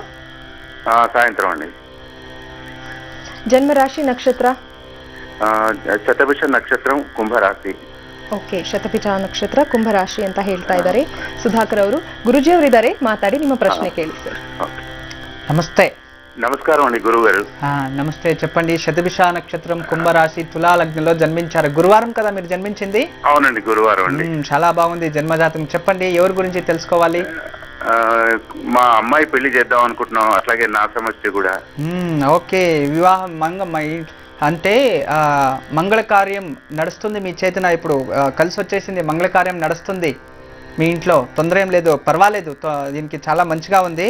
కానీ ప్రస్తుతానికి మీ జాతకంలో ఏం ఉద్యోగం చేస్తారు మీరు? రియల్ ఎస్టేట్ మార్కెటింగ్ అండి. Okay, right. దాంట్లో మంచి స్థాయికి వస్తారు. కానీ 3 years నుంచి చాలా కష్టపడుతున్నారు, రిజల్ట్ చాలా తక్కువ. అవునండి. మీరు ఎక్కడుంటారో మిమ్మల్ని అందరూ ఉపయోగించుకుంటున్నారు. మంచి టాలెంటెడ్ మీరు, మంచి బాగా వేరే వాళ్ళకి అడ్వైజ్ ఇస్తారు, మంచి ప్లాన్స్ ఇస్తారు, చాలా సక్సెస్. కానీ ఈ ఆర్థిక స్థితిలో చూసేదైతే చాలా ఎక్కువ డబ్బులు ఖర్చు అవుతూ ఉంటుంది, సేవింగ్స్ చాలా తక్కువ మీ దగ్గర. ఇలా నడుస్తూ ఉంటుంది. ప్రస్తుతానికి మీ జన్మ జాతకంలో ఇప్పుడు శతభిష నక్షత్రం దశాభుక్తుల అనుసారంగా కూడా అంత మంచిగా టైం బాగాలేదు. అందువల్ల నేను మంచిగా ఒక రమణ శాస్త్రంలో పరిహారం చెప్తాను, అది చేసుకోండి. ఖచ్చితంగా మీకు మంచి లాభాలు లభిస్తాయి. జన్మజాతకంలో చంద్రుడు చూపిస్తున్నాడు. అంతేకాకుండా ఒక సూర్య ఆరాధన చేయాల్సి వస్తుంది. మీరు ప్రతి భానువారం అంటే ఆదివారం రోజున ఒక తులసి మాలని తీసుకొని, ఆ తులసి ఆదిత్య హృదయాన్ని పారాయణ చేసుకొని, ఆ తులసి మాలని తీసుకెళ్ళి మీరు విష్ణు దేవస్థానంలో ఇవ్వాలి. ఇలా చేస్తూ రండి. ప్రతి ఆదివారం ఒక 16 వారాలు చేస్తూ రండి. తర్వాత మంగళవారం రోజున అమ్మవారి గుడిలో, ఏదైనా అమ్మవారి గుడికి వెళ్ళి అక్కడ కళ్ళు చక్కెర అంటే కండు చక్కెర వస్తుంది. ఆ చక్కెరని రెడ్ కలర్ చక్కెర వస్తుంది, కండు చక్కెర. ఆ చక్కెరను కొంచెం నైవేద్యానికి ఇచ్చి భక్తులకి పంచిపెట్టాలి. ఇలా చేస్తూ వస్తే ఖచ్చితంగా మీ వ్యాపారంలో ఉన్నత స్థాయికి వెళ్తారు, మంచి పొజిషన్ లభిస్తుంది, లైఫ్లో సెటిల్మెంట్ దొరుకుతుంది. అంతేకాకుండా ఈ సంవత్సరంలో మీ అమ్మాయికి పెళ్లి కుదురుతుంది, మంగళకారం చేయొచ్చు. ಮಂಚಿದಿ. ನಮಸ್ತೆ. ಗುರುಜಿ, ಈಗ ಇನ್ನೊಂದು ಪತ್ರವನ್ನು ನೋಡೋಣ. ರಾಧಿಕಾದೇವಿ ಅವರು ಪತ್ರವನ್ನು ಬರೆದಿದ್ದಾರೆ ಬೆಂಗಳೂರಿನ ಕಾಡುಗೋಡಿಯಿಂದ. ಡಿಸೆಂಬರ್ 12, 89ನೇ ಇಸ್ವಿ ಜನನ, ಬೆಳಗ್ಗೆ 4:30ಕ್ಕೆ, ಮಂಗಳವಾರ, ರೋಹಿಣಿ ನಕ್ಷತ್ರ, ವೃಷಭ ರಾಶಿ ಅಂತ ಹೇಳ್ತಾ ಇದ್ದಾರೆ. ನನ್ನ ಮಗು 1 ವರ್ಷ 1 ತಿಂಗಳು ಮಾತ್ರ ಬದುಕಿತ್ತು. ಕಾರಣ ಗೊತ್ತಿಲ್ಲದೆ ಮಗು ಈಗ ತೀರ್ಕೊಂಡಿದೆ. ಸಾಕಷ್ಟು ಮಾನಸಿಕವಾಗಿ ನಾನು ನೊಂದಿದ್ದೀನಿ. ಸಾವಿನ ಕಾರಣನೇ ನನಗೆ ಗೊತ್ತಾಗಿಲ್ಲ ಅಂತ ಹೇಳ್ತಿದ್ದಾರೆ. ಗಂಡ ಕೂಡ ಮನೆ ಬಿಟ್ಟು ಹೋಗಿದ್ದಾರೆ. ಇದರಿಂದ ನಮ್ಮ ತಂದೆ ತಾಯಿಯರು ತುಂಬಾ ನೆಮ್ಮದಿ ಕಳ್ಕೊಂಡಿದ್ದಂಗಾಗಿದೆ ಅಂತ ಕೇಳ್ತಿದ್ದಾರೆ. ಗುರುಜಿ, ಜೀವನದಲ್ಲಿ ಒಳ್ಳೆಯ ಸಮಯ ಯಾವಾಗ ಬರುತ್ತೆ? ಇವೆಲ್ಲವನ್ನ ಬಿಟ್ಟು ಅಟ್ಲೀಸ್ಟ್ ಒಂದು ಕೆಲಸದ ಕಡೆ ಕಾನ್ಸಂಟ್ರೇಟ್ ಮಾಡೋಣ. ಒಂದು ಒಳ್ಳೆ ಕೆಲಸದಲ್ಲಿ ಉನ್ನತ ಹುದ್ದೆಗೆ ನಾನು ಹೋಗ್ಬೇಕಂದ್ರೆ ಏನ್ ಮಾಡಬೇಕು? ಅದಕ್ಕಾದ್ರೂ ಪರಿಹಾರ ಸೂಚಿಸಿ ಅಂತ ಹೇಳ್ತಿದ್ದಾರೆ. ಸಾಯಿ ಮಹಾಕಾಳಿ ಜಾತಕದಲ್ಲಿ 6ನೇ ಮನೆ ಕುಟುಂಬ ಸ್ಥಾನದಿಂದ ದೂರ ಆಗುವಂಥದ್ದು ಕುಟುಂಬದ ವಿಚಾರ ಅಂತ ಹೇಳ್ತಿದೆ. ಆದರೆ ಚತುಸ್ಥಾನಾಧಿಪತಿ 6ನೇ ಮನೆಯಲ್ಲಿ, ಸುಖ ಸ್ಥಾನಾಧಿಪತಿ 6ನೇ ಮೇಲೆ ಕೂತ್ಕೊಂಡ್ಬಿಟ್ಟು ಸುಖನಾಶ, ನಿನ್ನ ಜೀವನದಲ್ಲಿ ಸುಖ ಅನ್ನೋದೇ ಕಂಡಿಲ್ಲ ತಾಯಿ. ಮತ್ತೆ ಬ್ರಹ್ಮಹತ್ಯೆ ದೋಷ ಬೇರೆ ಕಾದ್ಬಿಟ್ಟು, ಇನ್ನು ಪ್ರತಿನಿತ್ಯವೂ ಸಹ ಒಂದು 48 ದಿನಗಳ ಕಾಲ ಬೆಳಗ್ಗೆನೇ ಎದ್ದು ಒಂದು ತಣ್ಣೀರು ಸ್ನಾನ ಮಾಡಿ, ಹರಳಿ ಮರ ಒಂದು 5 ಪ್ರದಕ್ಷಿಣೆ ಮಾಡಿ. ಕೆಲವರು ಸ್ನಾನವನ್ನು ಮಾಡಿಕೊಂಡು ದೇವಸ್ಥಾನ ಹತ್ರ ಹೋಗಿ ಹರಳಿ ಮರದ ಕೆಳಗಡೆ ಒಂದು ತಣ್ಣೀರು ಅಂತಂದರೆ ತಲೆ ಮೇಲೆ ಸ್ವಲ್ಪ ಅರಿಶಿನ ಹಾಕಿ ನೀರನ್ನು ಸುರ್ಕೊಂಡು ಆ ಒದ್ದೆ ಬಟ್ಟೆಯಲ್ಲಿ ಪ್ರದಕ್ಷಿಣೆಯನ್ನು ಮಾಡ್ತಾರೆ. ಆರತಿ ಮಾಡಲಿಕ್ಕೆ ಅನುಕೂಲ ಆದರೆ ನೀವು ಮಾಡಿ. ಒಂದು 48 ದಿನ ತುಂಬ ಒಳ್ಳೆಯದು. ಮಾಡೋಕ್ಕೆ ಅನುಕೂಲ ಆಗಿಲ್ಲ ಅಂದಿದ್ದ ಪಕ್ಷದಲ್ಲಿ ಒಂದು ತಾಮ್ರದ ಚೆಂಬಲ್ಲಿ ಒಂದು ತುಳಸಿ ದಳ ಅದಕ್ಕೆ ಹಾಕಿ, ಅದರ ತುಂಬ ನೀರು ಹಾಕಿ, ಸ್ವಲ್ಪ ಅರಿಶಿನ ಹಾಕಿ ತಗೊಂಡೋಗಿ ಹರಳಿ ಮರದ ಬುಡಕ್ಕೆ ಹಾಕಿ ಪ್ರತಿನಿತ್ಯ 5 ಪ್ರದಕ್ಷಿಣೆ ಮಾಡಬೇಕು. ಸಾಯಂಕಾಲ ಮನೆಯಿಂದ ಕೆಲಸದಿಂದ ಮುಗಿಸ್ಕೊಂಡು ಬಂದಮೇಲೆ ಮಲಗೋಕ್ಕೆ ಮುಂಚಿತವಾಗಿ ಉದ್ದಿನ ಕಾಳು ಸಿಗುತ್ತಲ್ಲ, ಅದನ್ನ ಸೆರಗಲ್ಲಿ ಹಾಕಿ ಗಂಟು ಹಾಕ್ಕೊಂಡ್ಬಿಡ್ಬೇಕು. ಸಣ್ಣದಾಗಿ 3 ಗಂಟು, ಅಥವಾ ವೇಲ್ ಯೂಸ್ ಮಾಡಿದ್ರೆ ಅದರಲ್ಲಿ ಗಂಟು ಹಾಕ್ಕೊಂಡು ಮಲ್ಕೊಳ್ಳಿ. ಬೆಳಗ್ಗೆ ಯಾರ ಜೊತೆನೂ ಮಾತಾಡದೆ ಅದನ್ನು ಬಿಚ್ಚಿ ನೀವು ಹಿಂಗಳೆ ತಗೊಂಡು ದಾರಿಗೆ ಬಿಸಾಕ್ಬಿಡ್ಬೇಕು, ರೋಡಲ್ಲಿ ಓಡಾಡೋ ಜಾಗದಲ್ಲಿ. ಈ ರೀತಿ ಕರೆಕ್ಟಾಗಿ ಒಂದು 48 ದಿನ ನೀವು ಮಾಡಿಬಿಟ್ರೆ ನಿಮ್ಮ ಜೀವನದಲ್ಲಿ ಖಂಡಿತ ಸುಖವನ್ನು ಅನುಭವಿಸ್ತೀರಿ. ನಿನ್ನ ಬಿಟ್ಟೋಗಿರ್ತಕ್ಕಂಥ ಗಂಡ ಮತ್ತೆ ಹಿಂತಿರುಗಿ ಬರ್ತಾನೆ, ಒಳ್ಳೆ ಉದ್ಯೋಗನೂ ಸಿಗುತ್ತೆ ತಾಯಿ. ನಮಸ್ತೆ ಅಮ್ಮ, ಒಳ್ಳೇದಾಗಲಿ. ವೀಕ್ಷಕರೇ, ಚನ್ನಪಟ್ಟಣದಿಂದ ಚೆನ್ನಮ್ಮ ಅವರು ಕರೆ ಮಾಡಿದ್ದಾರೆ, ಮಾತಾಡ್ಸೋಣ. ಹಲೋ. ಹಲೋ, ನಮಸ್ತೆ. ದಿವ್ಯಾ ಮೇಡಮ್ ನಮಸ್ತೆ. ಓಕೆ, ನಾನ್ ದಿವ್ಯಾ ಅಲ್ಲ, ನಾನ್ ಮಾಧವಿ ಅಂತ. ಹೇಳಿ, ಯಾರ ಬಗ್ಗೆ ಕೇಳ್ಬೇಕಿತ್ತು ಚೆನ್ನಮ್ಮ ಅವರೇ? ನಮ್ಮ ಮನೆಯವ್ರ ಬಗ್ಗೆ ಕೇಳ್ಬೇಕಾಗಿತ್ತು. ಸರಿ, ಅವ್ರ ಹೆಸರನ್ನ ತಿಳಿಸಿಮ್ಮ. ಸಿದ್ದರಾಜು ಅಂತ. ಸಿದ್ದರಾಜು, ಹೇಳಿ. ಜನ್ಮ ದಿನಾಂಕ ಹೇಳ್ತೀರಾ? ಅವ್ರ ಡೇಟ್ ಆಫ್ ಬರ್ತ್ ಗೊತ್ತಿಲ್ಲ, ಮದ್ವೆದ್ ಹೇಳ್ತೀನಿ ಮೇಡಮ್. ಹೇಳಿ.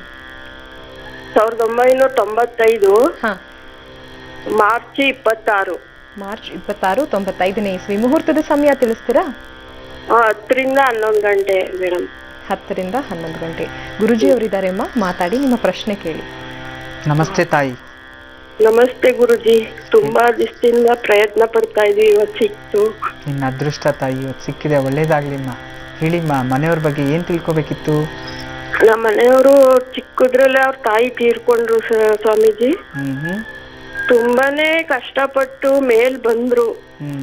ಇವತ್ತು ಎಲ್ಲಾನು ಫ್ರೆಂಡ್ಸ್ ಅಂತ ನಂಬಿಟ್ಟು ಎಲ್ಲಾ ಲಕ್ಷಾಂತರ ರೂಪಾಯಿ ಲಾಸ್ ಮಾಡ್ಕೊಬಿಟ್ಟು ಮನೇನು ಕಟ್ಟಿದ್ವಿ ಗುರುಜಿ. ಕಟ್ಬಿಟ್ಟು ಇವತ್ತು ಆ ಮನೇನು ಮಾರ್ಕೊಳ್ಳುವಂತ ಪರಿಸ್ಥಿತಿ ಬಂದಿದೆ. ಮನೇಲಿಲ್ಲ, ಅವರು ಸಾಲಕ್ಕೆ ಎದ್ರುಕೊಂಡು ಮನೆ ಬಿಟ್ಟು ಹೊರಟೋಗಿದ್ದಾರೆ. ಏನ್ ಮಾಡ್ಬೇಕು ಅಂತ ಗೊತ್ತಾಯ್ತಾ ಇಲ್ಲ. ಏನ್ ಕೆಲಸ ಮಾಡ್ತಿದ್ರು ತಾಯಿ ಇವರು? ಬಸ್ ಸ್ಟಾಪ್ ಏಜೆಂಟ್ ಗುರುಜಿ. ಯಾವ agent? Bus stop, private bus stop agent ಚನ್ನಪಟ್ಟಣದಲ್ಲೇ. ನೋಡೋಣ ತಾಯಿ, ನಾನು ನೋಡ್ತೀನಿ, ಕಮಲಶಾಸ್ತ್ರ ನೋಡ್ತೀನಿ, ಒಂದು ಪರಿಹಾರ ಕೊಡ್ತೀನಿ. ಅದ್ ಮಾಡ್ಕೊಳ್ಳಿ, ಖಂಡಿತ ಒಳ್ಳೇದಾಗುತ್ತೆ. ನಿಮ್ಮಂತವ್ರು ಜೀವನದಲ್ಲಿ ಸಾಕಷ್ಟು ಜನ ನೊಂದಿದ್ದಾರೆ ತಾಯಿ. ಬೇರೆಯವ್ರನ್ನ ಅದಕ್ಕೆ ನಾನು ಪ್ರತಿನಿತ್ಯ ಹೇಳ್ತೀನಿ, ನಂಬಿ ಮೋಸ ಹೋಗ್ಬೇಡಿ. ನಂಬಿ ಮೋಸ ಹೋಗೋ ತನಕ ಇರುತ್ತೆ. ಅದೇನೇ ಗುರುಜಿ, ಫ್ರೆಂಡ್ಸ್ ಜನ ದಾನ ಧರ್ಮ ಅನ್ಕೊಂಡೆ ಇವತ್ತು ಇಂಥ ಪರಿಸ್ಥಿತಿ ತಂದು ಕೊಟ್ಬಿಟ್ಟವ್ರೆ. ಏನು ಚಿಂತೆ ಮಾಡ್ಬೇಡ ತಾಯಿ, ನಿಮ್ಗೆ ಒಳ್ಳೆ ದಿನ ಕಾದಿದೆ. ಇವತ್ತು ಕಾಲಿಂಗ್ ನಿಮ್ಗೆ ಅದೃಷ್ಟವಾಗಿ ಸಿಕ್ತೋ, ನಾಳೆಯಿಂದ ಖಂಡಿತವಾಗ್ಲೂ ಒಳ್ಳೇದಾಗತ್ತೆ. ನೀವೇನ್ ಮಾಡ್ಬೇಕು, ಒಂದು ಸಣ್ಣ ಕುಂಬಳಕಾಯಿ ಒಂದು ತಂದಿಟ್ಕೊಳ್ಳಿ ಮನೆಯಲ್ಲಿ.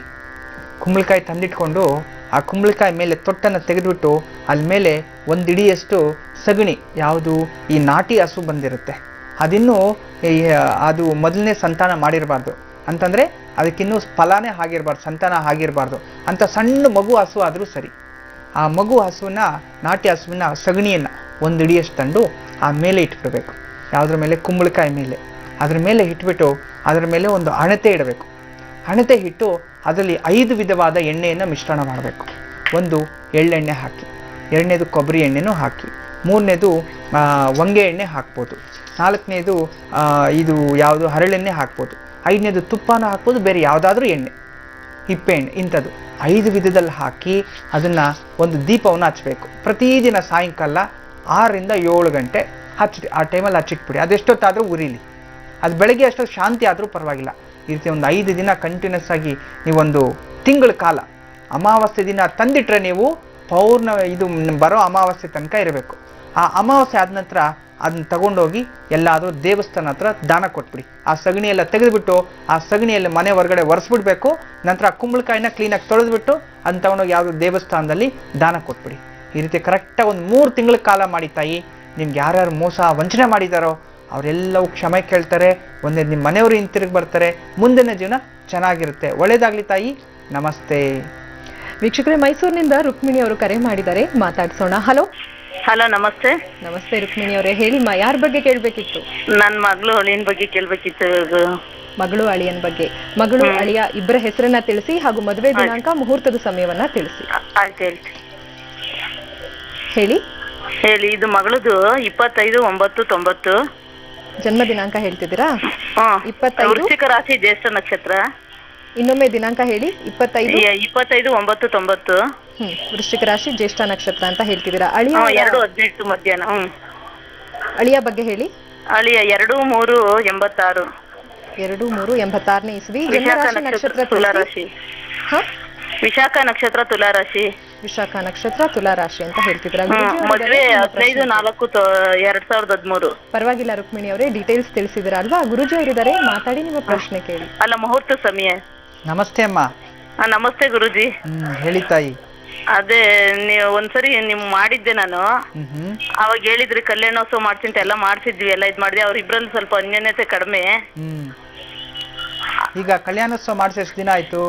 ಆಯ್ತು, ನೀವು ಧನುರ್ಮಾಸದಲ್ಲಿ ಮಾಡಿಸಿ ಅಂತ ಹೇಳಿದ್ರಲ್ಲ, ಅವಾಗೆಲ್ಲ ಇದ್ ಮಾಡಿದ್ವಿ. ಓಕೆ. ಈಗ ಮಗಳೆಲ್ಲಿದ್ದಾರೆ? ಮಗಳು ಈಗ ನಮ್ಮ ಯಜಮಾನ್ರಿಗೆ ಹುಷಾರಿಲ್ಲ, ತುಂಬಾ ಹಾಸ್ಪಿಟಲ್ ಅಲ್ಲಿ ಇದ್ದಾರೆ. ಅಳಿಯ ಎಲ್ಲಿದ್ದಾನೆ? ಅವ್ರು ಅಳಿಯ ಅಲ್ಲೇ ಇದಾರೆ, ಊರಲ್ಲೇ ಇದಾರೆ ಬೆಂಗಳೂರಲ್ಲಿ. ಓಕೆ, ಮತ್ತೇನಾದ್ರು ಅವ್ರು ಭೇಟಿ ಆಗಿದ್ರಾ, ಮಾತಾಡಿದ್ರಾ? ಈಗ 8 ದಿವಸ ಆಯ್ತು, ಮಗಳನ್ನ ಈಗ 5-6 ದಿವಸ ಕರ್ಕೊಂಬಂದ್ ಬಿಟ್ಟೋದ್ರು ಅವರು. Okay okay. ಅದೇ ಚೆನ್ನಾಗಿರ್ತಾರೆ, ಒಂದೊಂದ್ಸಲಿ ಒಂದೊಂದ್ ತರ ಇರ್ತಾರೆ, ಅನ್ಯೋನ್ಯತೆ ಸ್ವಲ್ಪ ಕಡಿಮೆ ಇದೆ. ಏನು ಚಿಂತೆ ಮಾಡಬೇಡಮ್ಮ. ಈಗ ವಿಶಾಖ ನಕ್ಷತ್ರಕ್ಕೆ ಗುರುದಶೆಯಲ್ಲಿ ಹುಟ್ಟಿರುವಂಥದ್ದು, ಜ್ಯೇಷ್ಠ ನಕ್ಷತ್ರ, ವೃಶ್ಚಿಕ ರಾಶಿ ಎರಡಕ್ಕೂ, ತುಲಾ ಮತ್ತು ವೃಶ್ಚಿಕ ಎರಡೂ ಸಾಡೆ ಸಾತಿ ನಡೀತಿದೆ. ಸಾಡೆ ಸಾತಿ 7 ರಾಟಿ ಶನಿಯ ಒಂದು ಪ್ರಭಾವ. ಹೇಗೋ ಕಲ್ಯಾಣೋತ್ಸವ ಮಾಡಿಸಿದ್ರಿ, ಒಳ್ಳೇದೇ ಆಗುತ್ತೆ ಅವ್ರಿಗೆ, ಇನ್ಯಾವುದೂ ಅವಶ್ಯಕತೆ ಇಲ್ಲ. ಆದರೆ ಮಗಳ ಕೈಯಲ್ಲಿ ಪ್ರತಿ ಶುಕ್ರವಾರ ಯಾವುದಾದ್ರೂ ದೇವಿ ದೇವಸ್ಥಾನಕ್ಕೆ ಹೋಗಿ ಒಂದು 3 ಜನ ಮುತ್ತೈದರೆ ಪಾದ ಪೂಜೆಯನ್ನು ಮಾಡಿಸಿ ಅವರ ಆಶೀರ್ವಾದ ತಗೊಳ್ಳಿ. ಸಾಯಂಕಾಲ ದೇವಿ ದೇವಸ್ಥಾನದಲ್ಲಿ ಹೆಸರುಬೇಳೆಯಿಂದ ಮಾಡತಕ್ಕಂಥ ಯಾವುದಾದ್ರೂ ಪ್ರಸಾದವನ್ನು ಮಾಡಿಸಿ ಹಂಚಿಸ್ಬಿಡೋವಂಥದ್ದು. ಒಂದು 16 ವಾರ ಮಾಡಲಿ, ಖಂಡಿತವಾಗ್ಲೂ ಸರಿಯಾಗುತ್ತೆ. ಒಳ್ಳೆಯದಾಗಲಿ ಅಮ್ಮ. ನಮಸ್ತೆ. ಗುರುಜಿ, ನೇರ ಪ್ರಸಾರ ಕಾರ್ಯಕ್ರಮಕ್ಕೆ ಆಗಮಿಸಿ ಸಾಕಷ್ಟು ವಿಶೇಷವಾದಂಥ ಉಪಯುಕ್ತಕರವಾದಂಥ ಮಾಹಿತಿಯನ್ನ ತಿಳಿಸ್ಕೊಟ್ರಿ. ಎಲ್ಲಾ ಮಾಹಿತಿಗಾಗಿ ಧನ್ಯವಾದಗಳು ತಮಗೆ. ಸರ್ವೇ ಜನ ಸುಖನೋ ಭವಂತೋ, ಸಮಸ್ತ ಸನ್ಮಂಗಳಾನಿ ಭವಂತೋ. ಬ್ರಹ್ಮೋಸ್ಮಿ. ವೀಕ್ಷಕರೇ, ನೀವು ಕೂಡ ಪತ್ರಗಳನ್ನ ಬರೀಬಹುದು. ಪತ್ರವನ್ನ ಬರೆದು ಕಳಿಸಬೇಕಾದಂತಹ ವಿಳಾಸ number 39, United mansions, G Kannada ವಾಹಿನಿ, 3ನೇ ಮಹಡಿ, ಓಂಕಾರ ವಿಭಾಗ, ಅಂಚೆ ಪೆಟ್ಟಿಗೆ ಸಂಖ್ಯೆ 5119, ಎಂಜಿ ರಸ್ತೆ, ಬೆಂಗಳೂರು 1. ಇನ್ನು ನಾಳಿನ ವಿಶೇಷ ನೇರ ಪ್ರಸಾರ ಕೂಡ ಸಾಕಷ್ಟು ವಿಶೇಷವಾದಂತಹ ಮಾಹಿತಿಯನ್ನೇ ಹೊತ್ತು ತರುತ್ತೆ. ಜೀವನದಲ್ಲಿ ನೆಮ್ಮದಿ ಯಾರಿಗೆ ಬೇಡ ಹೇಳಿ? ಕಂಟೆಂಟ್ಮೆಂಟ್ ಅನ್ನೋದು ಮನುಷ್ಯನ ಜೀವನದಲ್ಲಿ ಬಹಳ ಪ್ರಾಧಾನ್ಯತೆಯನ್ನ ಹೊಂದುತ್ತೆ. ನೆಮ್ಮದಿಯ ಜೀವನಕ್ಕೆ ನಾವು ಏನ್ ಮಾಡ್ಕೋಬೇಕು, ಸರಳವಾದಂತಹ ಸೂತ್ರಗಳನ್ನ ಗುರುಜಿ ಅವರು ನಾಳಿನ ನೇರ ಪ್ರಸಾರದಲ್ಲಿ ತಿಳಿಸ್ಕೊಡ್ಲಿದ್ದಾರೆ. ಕಾತುರದಿಂದ ಕಾಯ್ತಾ ಇರ್ತೀರಾ ಅಂತ ಭಾವಿಸ್ತೀವಿ. ಹಾಗೂ ನೀವು ಕರೆ ಮಾಡಬೇಕಾದ್ರೆ ಕರೆ ಮಾಡಬೇಕಾದಂತಹ ಸಂಖ್ಯೆಗಳನ್ನ ಕೂಡ ತಿಳಿಸಿ ಹೇಳ್ತೀವಿ. 0804121999. ಈ ಸಂಖ್ಯೆಗೆ ಕರೆ ಮಾಡಿ ಗುರುಗಳೊಂದಿಗೆ ಮಾತಾಡಬಹುದು. ನಾಳೆ ಮತ್ತೆ ಭೇಟಿಯಾಗೋಣ, ಸರಿಯಾಗಿ ಬೆಳಗ್ಗೆ 8 ಗಂಟೆಗೆ. ಅಲ್ಲಿವರೆಗೂ ವಂದನೆಗಳು.